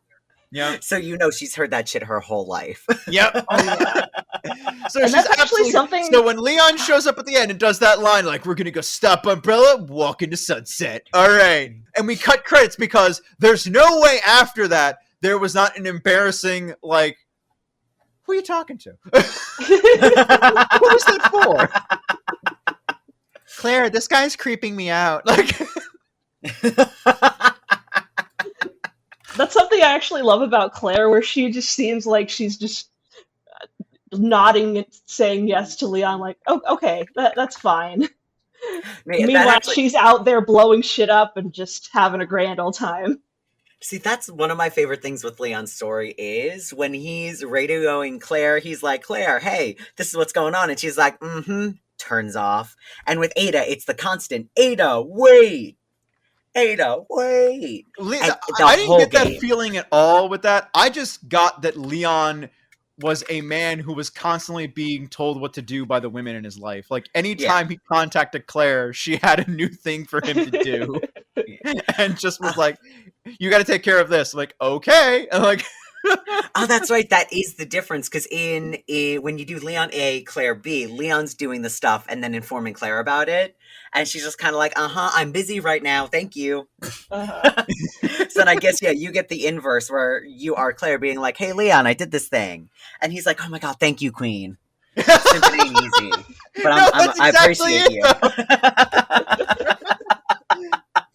I forgot. The weird thing is, like, she tells him, all right, I'm gonna go do this thing and like get the girl and like you go find a way out. And then Claire's the one that finds a way out anyway. And Leon's just like, I mean, to be fair, Leon is doing a lot of things and he has to deal with Mr. X. And in my scenario anyway, that's what he's doing. Yeah. And it's just hysterical where it's like, you go find a way out. Never mind, I got it, Leon. I guess you did. I guess I didn't need you for that. It's okay, Leon. Keep simping over girls over there. It's okay. Yeah, it's fine. I get it. I'm busy gathering the plastic explosives right now, Leon. We're not shit talking him because we dislike him or that he's ridiculous. But in the same way, all of the characters are ridiculous. We went over this. Yes. We love him very much, and we love him in 4. He's fantastic. Great character. Yeah. Just great uwu soft boy. but goofy, we can point out when something's a little goofy in a exactly. Like there's tons of goofy stuff in here, like ultimate bioweapon is just stupid. When Irons is like screaming about this for no reason, like you had nothing to do with it, you were a police chief that covered up terrible crimes. Like I'm glad you feel so responsible for this, but you did nothing. I helped develop, and like, no, you didn't. Shut up. You didn't develop shit. You developed a toxic working environment. That's what you developed. Exactly, because I was reading those secretary diaries, sir. I know. Oof. HR is going to get contacted about this. No, Chris contacted HR. He did contact HR. Did he really? That's the report that you find in the STARS office as Claire. Yes, that's right. That's Chris essentially was like, hey, investigate Irons, and that was the report that came back from it. It's like, hey, well, this guy's actually pretty shady. He shouldn't be in this position. Like, oh, glad you decided to send this over long past it became relevant, but okay. Yeah, in the middle of a zombie apocalypse, that was an interesting choice. I mean, to be fair, I'm sure they didn't know, but... I love that so much. Like, you're in the middle of the haunted house, and you just get a fax. Yeah. Oh, look, government bureaucracy at its best. Hey, we're in the middle of a zombie apocalypse. That's great. So anyway, we've been dealing with these HR complaints you sent in. Like, what? Well, hold on. We have to clear up this first. Yeah. This is more important, sir. Sir. We deal with issues as they come in. And oh man, but that was what was great. It added to the atmosphere, as we talked about, to the haunted house, where it was like it was a living, breathing character. Like the police station absolutely was. Seeing all the bits and pieces to some of the characters, seeing what was probably Jill's or Chris's desk in the Star's office was pretty nice. Yeah. I can't stress enough how much I loved the overall experience of the game. And let's touch a little bit, since we talked about pieces and stuff to this, but like let's touch a little bit about the plot and how we feel about it. Like, personally, it definitely feels like a vehicle for the story a vehicle for the game to happen. It's fine. It works for what it does. It's what introduces a lot of cheesy, awesome Americana in a Japanese game, and I love that about it, because it feels like boiled down Americana, because when it's coming secondhand like this, it feels really, really good. It's a different way of looking at it. But the plot is pretty much comes down to, and correct me if I'm wrong, Birkin is mad, Birkin angry, Birkin revenge. Yeah. It kind of feels that like sounds about right. Yeah. Birkin smash. Yeah, essentially. Because it comes down to Umbrella wanted to fuck him over. He was too invested in... He was trying to play Umbrella. Wesker ended up playing him. Yeah. And then bullshit happened because of that. That is all it really comes down to. It's as simple as personal greed and corporate greed getting in the way. Oh God, like that is absolutely perfect for it, because it is the reason why everything goes wrong and continues to go wrong is because somewhere in this there is a person who is greedy and either looked the other way or was too focused on something else to notice what was going wrong because of greed or desire for more. Yeah. Yeah. Very true to life. Yeah. And it's actually very true to what happened with us like last year. Like so much of what could have gone right was eliminated due to personal or corporate greed. It's very strange how, even going back as far as 1998, artists and their product was trying to tell us not to do this behavior and the ramifications of it. And man, did no one listen to that? Like, all right. Good job, everybody. Man, and that's not to get too much into the modern political stuff, or not political, pop culture stuff going on. Even the most recent Resident Evil thing that came out, the new animated series on Netflix, even that still goes back to the same base concept, with some interesting twists to it, in the sense of characters and their alliances. And it is an unfortunate constant as far as a theming in Resident Evil. But it's one of those things where clearly we as a society are not learning from it. There's always going to be somebody greedy. I mean, they can stop using those themes when we stop falling victim to it. That's true. Yeah. The truest horror is a horror that you don't learn from. And it's very interesting because like I like that they sort of stumbled into what if zombie through science, and because in the first game, it very much could have just been there's a haunted house, who knows? And they made it a twist and kind of like, and behold, science gone mad.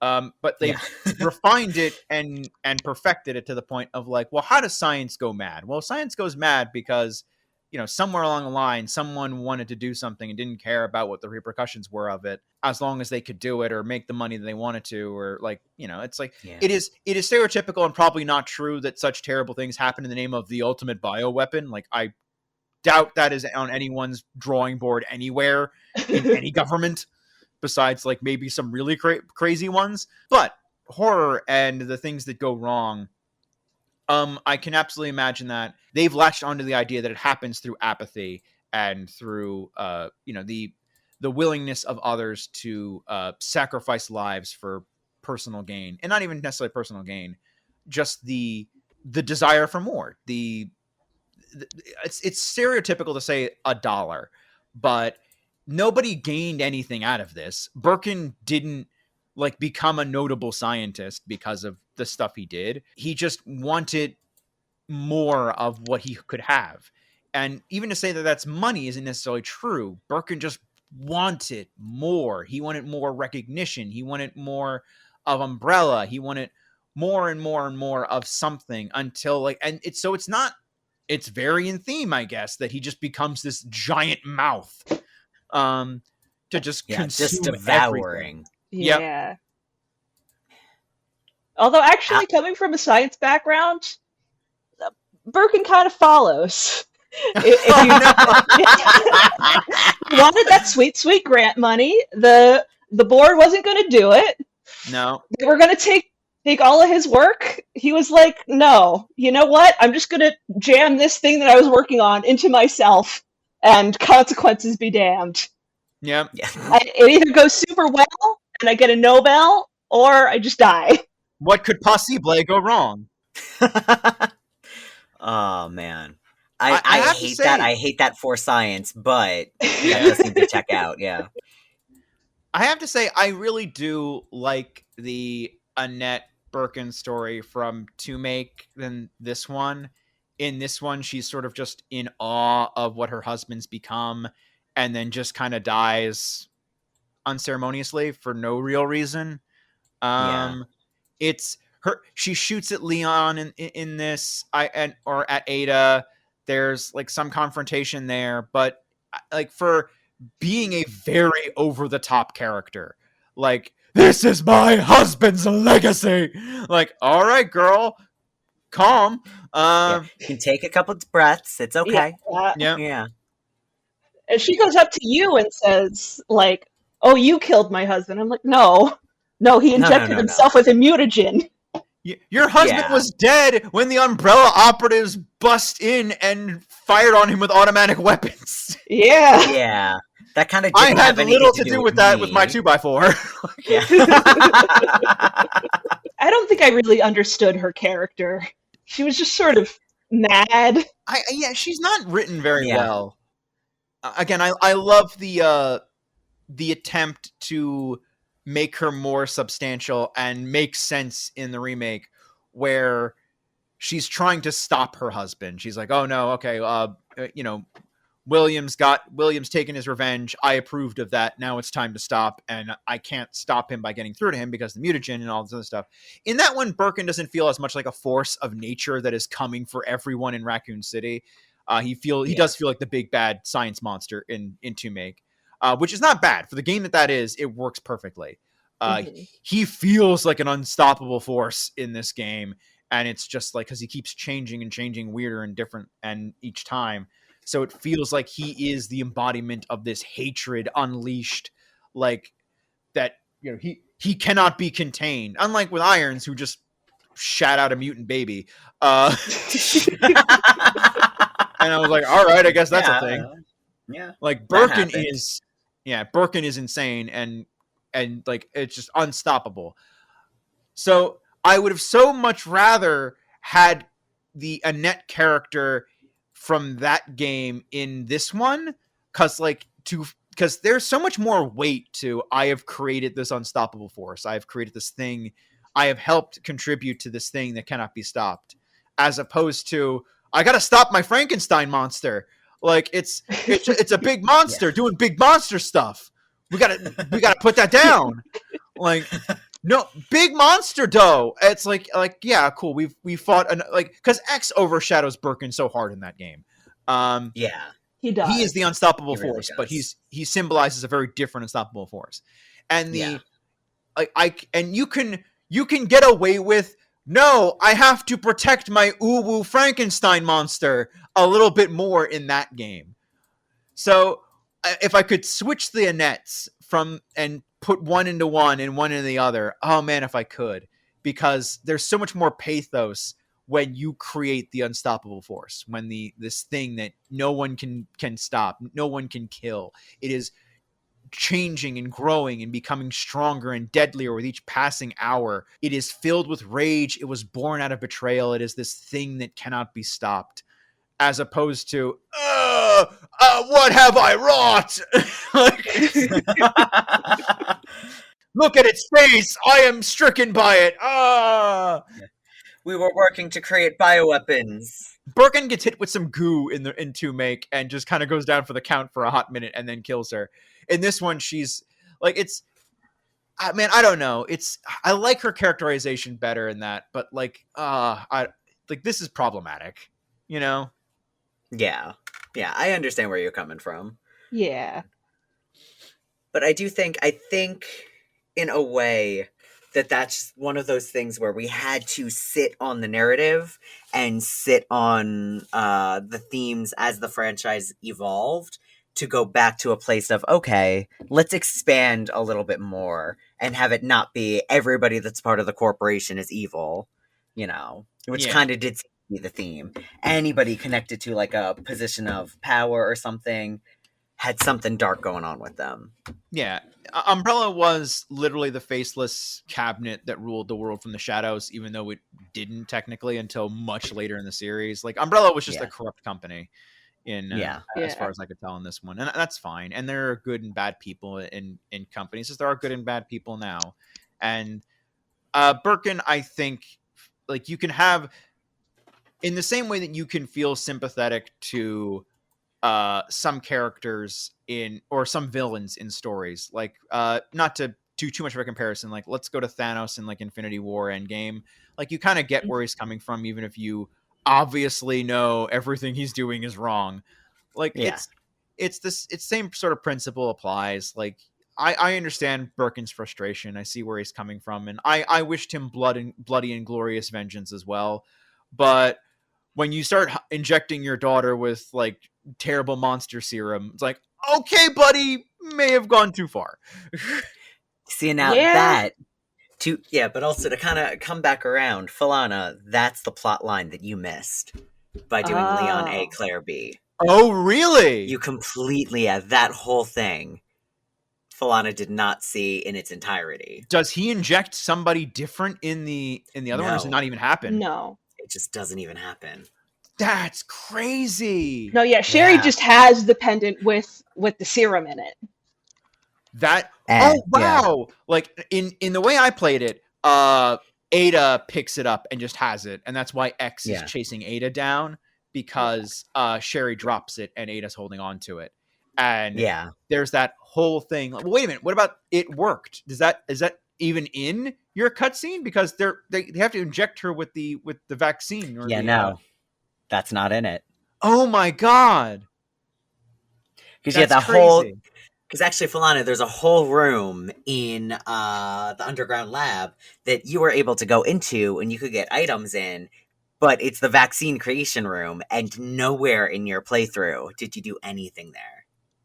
Oh, I was actually kind of curious about that room, where it's like a big room, and when you go up to the machines, it's like, it's for making vaccines. Yep. And it's a huge room. You don't do anything in it. Yeah. So in Leon A, Claire B, they completely dropped the Sherry getting infected plotline, which that's the reason that Claire A, Leon B is canon, because Sherry shows up again in a later game, and she does have powers because essentially she's genetically altered because of her being infected as a child. Oh, so okay. Thus Claire A, Leon B has to be canon.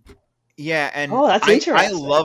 I love that plot. I really do. Yeah. I'm so glad I played it this way, because I felt such a connection while Claire was playing that. Like, I'm goofing on Leon throughout most of his playthrough, but Claire going through her story and giving such a crud about Sherry and giving her the jacket, and like, I was so invested in that relationship. I was so invested in, like, girl, you got to save her. Because it felt like they were building such a genuine bond. Like, it mattered to me. I was worried about her. I cared about her. I was like, I don't want bad things to happen to Sherry. Sherry's like a really, really, like, heartfelt little girl that didn't get to have a childhood because her parents are actual monsters. Even though they didn't actually do anything terrible to her, they they didn't raise her, or they weren't parents to her. Yeah. So this biker chick who just shows into town is going to be her mom 18 for years now. old. Yeah. Yep. Well, but the thing is also with that, you know, just real quick, simping for the Redfield siblings, the fact that, like, you know, from a young age, Chris raised Claire, and then Claire at 18 immediately is putting that back in the world. Like, I'm finding this little girl who is down and out. I'm going to give her the, you know, the torn off sleeve jacket that I got from my brother, you know, Yep. to let her feel Aw. comforted. Like, ugh, I love the Redfield siblings. It's good stuff. I love Claire as a character, and Code Veronica is also incredible, but almost everything else she shows up in afterwards, I hate Capcom for it, because they just downplay how incredible and strong a woman she is. Oh. That's Also, such a bummer. Netflix show. Ooh. No, it's the worst part of it is the way that they treat Claire. Oh, no. And I'm just gonna leave it at that. I'm gonna leave it at that. No. Oh, that's disappointing. That sounds like such a bummer because she's such a like action girl in this. You Yeah. know, she gets the bigger guns. She gets to blow stuff Oh up. yeah. Yeah, she's just doing all the things. She is the hardcore, like, I mean, I could see why so many people had, like, crushes on her as teenagers, because she shows in with the biker shorts and the big guns and the ponytail, and it's like, yeah, I would fall for this. If I was a teenage boy, I 100% would be crushing on Claire Redfield pretty hard right now. Were I not Yeah. traumatized as a young child watching zombies eat people at an age that was not appropriate to watch zombies eat people, I probably would have noticed the really cool, like, hot chick in pink. Yeah. Alas, you know, it was just not meant to be. It was not. No. Instead, I was focused on that familial relationship she built up with her companion, and that was really satisfying for me. I was definitely very much in that, like, oh no, I want to put that back in the world kind of thing. When I was done with it, for whatever reason, I all of a sudden felt like, no, I want to help somebody like deal with their not homes they don't have. I want to. Claire's right, you know. God, family. Like, suddenly all those Dom memes actually make sense to me. Like, Fast and the Furious as a genre is just valid. Family, guys. And now it's all about family. Yeah. Heart of the cards, you know, power of friendship, cool. But family, found family. And then immediately I went into shotgun simping, and it was like, all right, never mind. This is fun too. And I wonder if, in a way, there was something intentional about Leon A, Claire B being the way it was, like hoping that people would play that first. Because I feel like, especially now, Falana, having heard that there's, you know, a whole other plot line that you didn't see because of, you know, that being part of Claire A. If nothing else, I'm sure you want to go watch somebody play Claire A. If not, just pick it up and, you know, try it yourself. Yeah. Well, I still have the Resident Evil 2 remake, and I played like the first like 10 minutes of it, and I started it with Claire. Okay. So does it, in the remake, does it still have that aspect to it? Essentially, and this is all I will say, because I don't want to spoil too much for you, because I'm excited to hear your thoughts after you get to play the remake. They essentially took the main like Leon A's big plot thing with Ada and Claire A's big plot thing with Sherry, and had those be the big plot points for Leon and Claire's stories. Oh. So the zapping system is a little bit different in that the A campaign is longer, it's more fleshed out. The B campaign is almost kind of like a speedrun version of the person's main story. But so they don't cut out the main plot line, though. So you're not going to have to worry about, if you did do Leon A, Claire B again, you wouldn't have once again missed the Sherry getting infected storyline. Yeah. That happens no matter what. And there's also a lot less of overlapping stuff between the two that we had in this game. In 2-Make, there's a lot. There's one notorious scene if you play, I think, Leon A, Claire B, that will repeat, and that's the Sherry Goop scene. Not the Sherry Goop scene, the Annette Goop scene, where like she'll shoot her husband with Goop. That'll happen twice in one scenario combination and once in a different scenario combination. There was like a weird hiccup where they did that by accident a couple times. That was the only overlap. They cleaned the hell out of it, I think, for 2-Make. There's no more of that. Why did this item get here? As far for that, as far as I remember going through on 2-Make, anyway. Yeah, that's interesting. I do. I think you're in for an absolute treat, and I think getting to go from playing the original game right into the remake and getting to see the things that they thought, let's keep that, things they thought we could have done it better, what can we look at from the original and do better this time around. I'm really excited to hear, like, on a personal level, what your thoughts are. Because they are clear, they're the same basic story, but that 20 years difference makes a difference. Yeah. Oh, yeah, for sure. My question actually is, did I miss anything from my playthrough? Was there a big plot point that I didn't get? Like, I know I missed out on I'm sorry your party is canceled, and that's tragic for me because I was still looking forward to it. Yeah. But, like, was there anything else that I just didn't get? I think the Ada... See, the thing is with Ada, there isn't a... I'm trying to remember, because again, I don't typically play it that way. Yeah, but Ada, stuff with Ada, there's nothing that is so incredibly different, I don't think. You pretty much get a bit more of Ada manipulating Leon, and just kind of like playing heavy into the, like, oh, I'm here trying to find, Ben and find out about my boyfriend, and then finding out her boyfriend is dead, but, she was just playing him. And then you get a different confrontation scene where Ada pulls a gun on you, much like remake, like 2-make. Ada pulls a gun on you and is like, don't make me shoot you, give me the G-virus. And Annette ends up shooting her. She falls off the balcony and, falls to her death. Wink, wink, nudge, nudge. Oh my gosh. Yeah. I had to, like, look up, oh gosh, does Ada come back? Is she actually dead when that happened? Yeah. Well, I think it's one of the rail shooter game. I think it's one of the rail shooter games. Confirms that Ada starts off her infamous grappling hooks. As they retcon this to be the case. Mm-hmm. She grappling hooks to safety, fakes her death, and continues working as a spy for Umbrella and Wesker personally and other people. But then shows up again. Resident Evil 4 is the first time that Leon sees her, but he kind of has an idea that she's probably actually alive.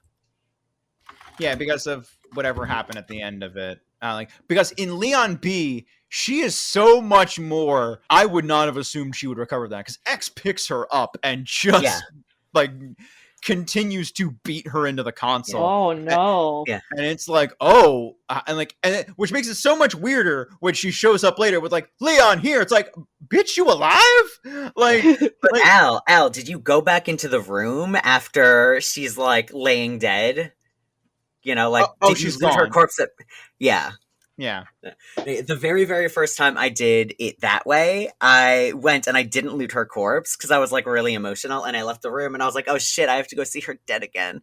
Because I was like, oh, so this is the non-canon one because Ada's dead for real. And then I went back in the room and it's like, oh no, body's gone. But she left the item. Yep. She left the item. Like, oh my God.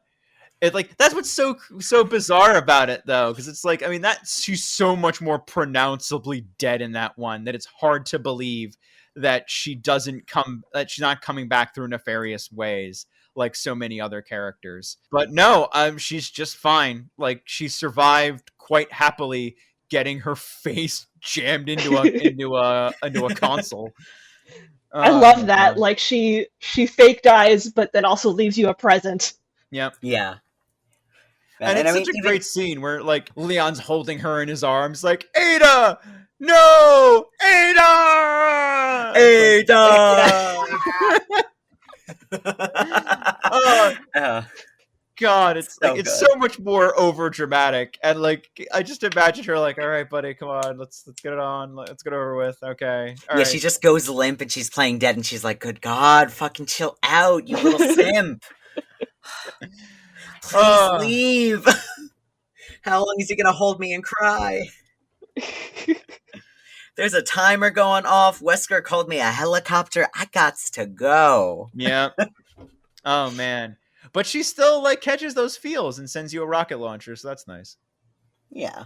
Yeah. She can't leave that poor little simp behind. How's he gonna get out on his own? Yeah. I mean hopefully there's more that we'll find out about their relationship as time goes on. I know we've gotten some stuff in 4 because I played through 4 way back in college.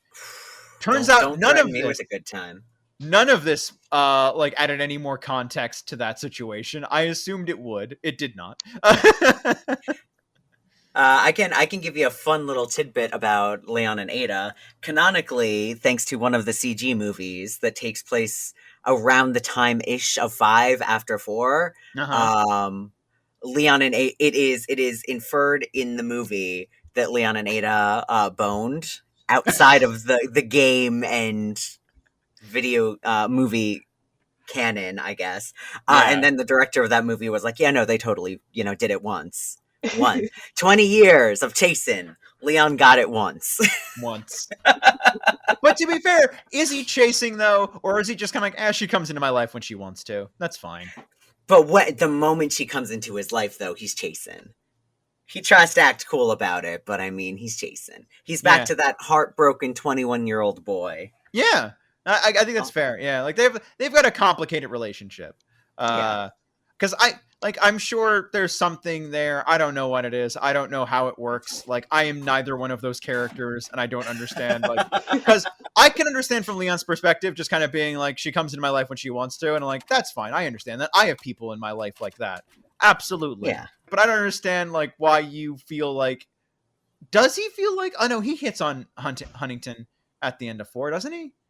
Yeah, he does. But it's like playfully, jokingly. Yeah. Every other relationships he has is kind of like, yeah. And Claire is right there. Like, Claire is right there. Listen, don't get me going on Cleon, because that's one of those things. In my heart, Resi 2, I'm open to that, but from that point forward, Leon would be too toxic for her. That would not be good for her because of the direction he goes as a character, because of his connections to Ada, because of the way, like, the darkness he starts getting from being a government agent. He would be no good for her. Yeah, no. But I love Cleon as a concept, but like canonically with the way his character goes, without spoiling anything for Falana. After 2, it doesn't work. In 2, it kind of feels like it could be a thing, but after that, it's just like Leon changes too much as a character, and you see why he changes so much as a character, because while he's action one-lining his way as best as he can through the scenario, after the fact, that stuff's going to weigh heavier on you than it is during the actual event. And he constantly has to keep dealing with monsters over and over again. It's constantly keeping it like buried down below. Yeah. And so he becomes more and more Ada's type as time goes on too, as weird as that sounds. Yeah, he becomes more and more detached as things go on. Mm-hmm. Yeah, I just picture him like following Ada around with like cartoon heart eyes, Yeah. See, and like in that, even again, not to get into my, Resident Evil is actually a really ridiculous rom-com. He does. It's kind of like chasing Ada in a way. Kind of seems like its own kind of coping mechanism, where it's like you can be chasing that like hopeful feeling that he had back in Raccoon City, because as fucked up as it was, she was kind of like. That was the hopefulness he had. Because he clearly, you see that he's lost that attachment and that hopefulness with Claire and even with Sherry. But he's still got it with Ada because he sees Ada like every time the world ends every few years. Yeah. And she's the same character every single time. Like she is that single moment kind of captured in Raccoon City. She is everything that he once was. Like as this person, like, because she's not changed, and that's by design by her character. Like she's a detached not emotionless, but she's a detached person. And as he's sort of becoming the same way, it's very ironic that she's the only link back to what he used to have. He is not that to her in any capacity. At least I don't think, even if she does like him or have a fondness for him. And I would be very against the concept these two love each other in any capacity. I don't think they do, but no, I agree with that. Yeah, I think they are. Ada's not that type of gal. No, and I don't think Leon loves her like that. Like, I don't think even if he caught her, again, he technically did, because we say out of game at one point they have a one night together. I don't think Leon searches for more than those single moments that he gets to have with her. I think that's all he really wants and all he can handle anyway. Yeah. And again, that's why, like, I would put myself in the category of, you know, an Aeon shipper, as the kids call it.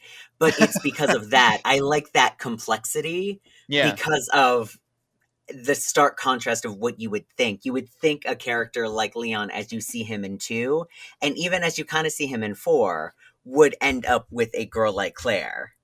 But as this franchise continues, as the additional bits of media continue, you see very much so that no, he is not.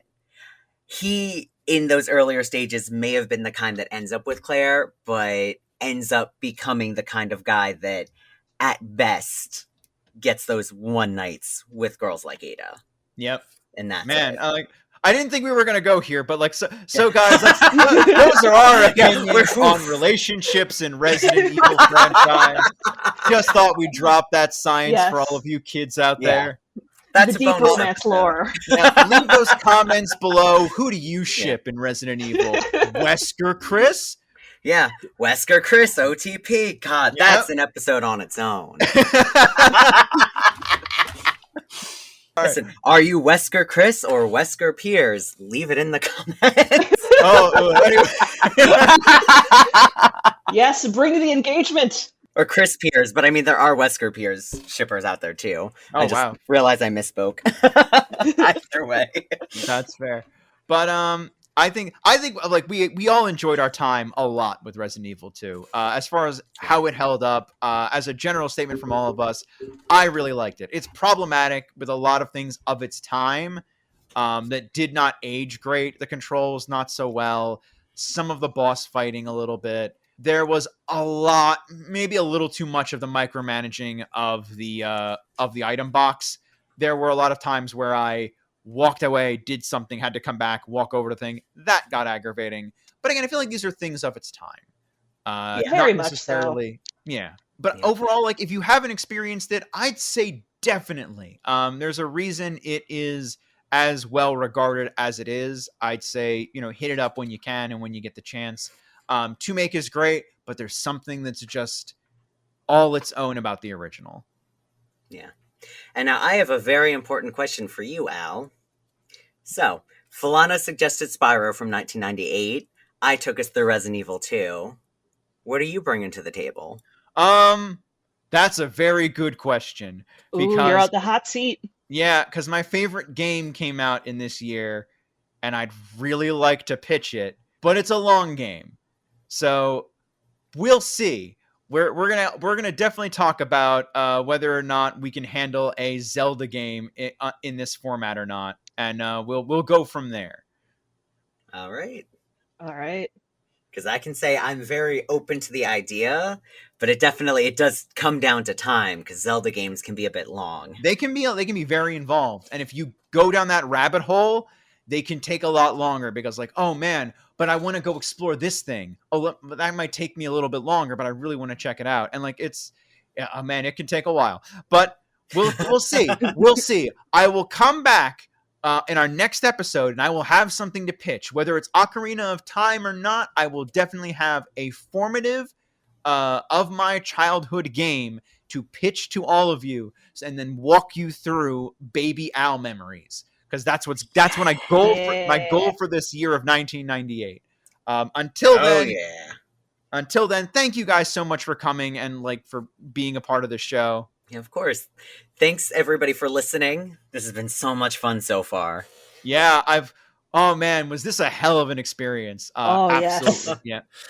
I'm glad you guys enjoyed it. Oh my god, yes. But like, and I hope all you listening enjoyed it too.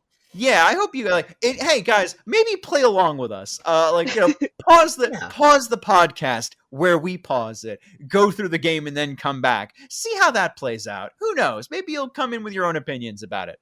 But until then, we'll see you guys next time. And good night, everybody. Good night. Good night. This has been a non-productive media presentation. Executive producer Frank Hablawi. This program and many others like it on the Non-Productive Network is distributed under a Creative Commons Attribution Non-Commercial No Derivatives license. Please share it, but ask before trying to change it or sell it. For more information, visit Non-Productive.com.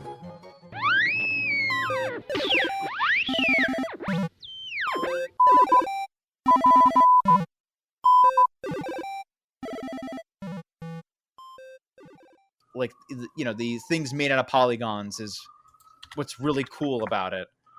Yeah. And I don't know, that adds to the horror for me personally. Yeah. So well, guys, I guess the T virus got released, so yeah. Well, all right, it was nice knowing you. Yeah, anyway. Oh god.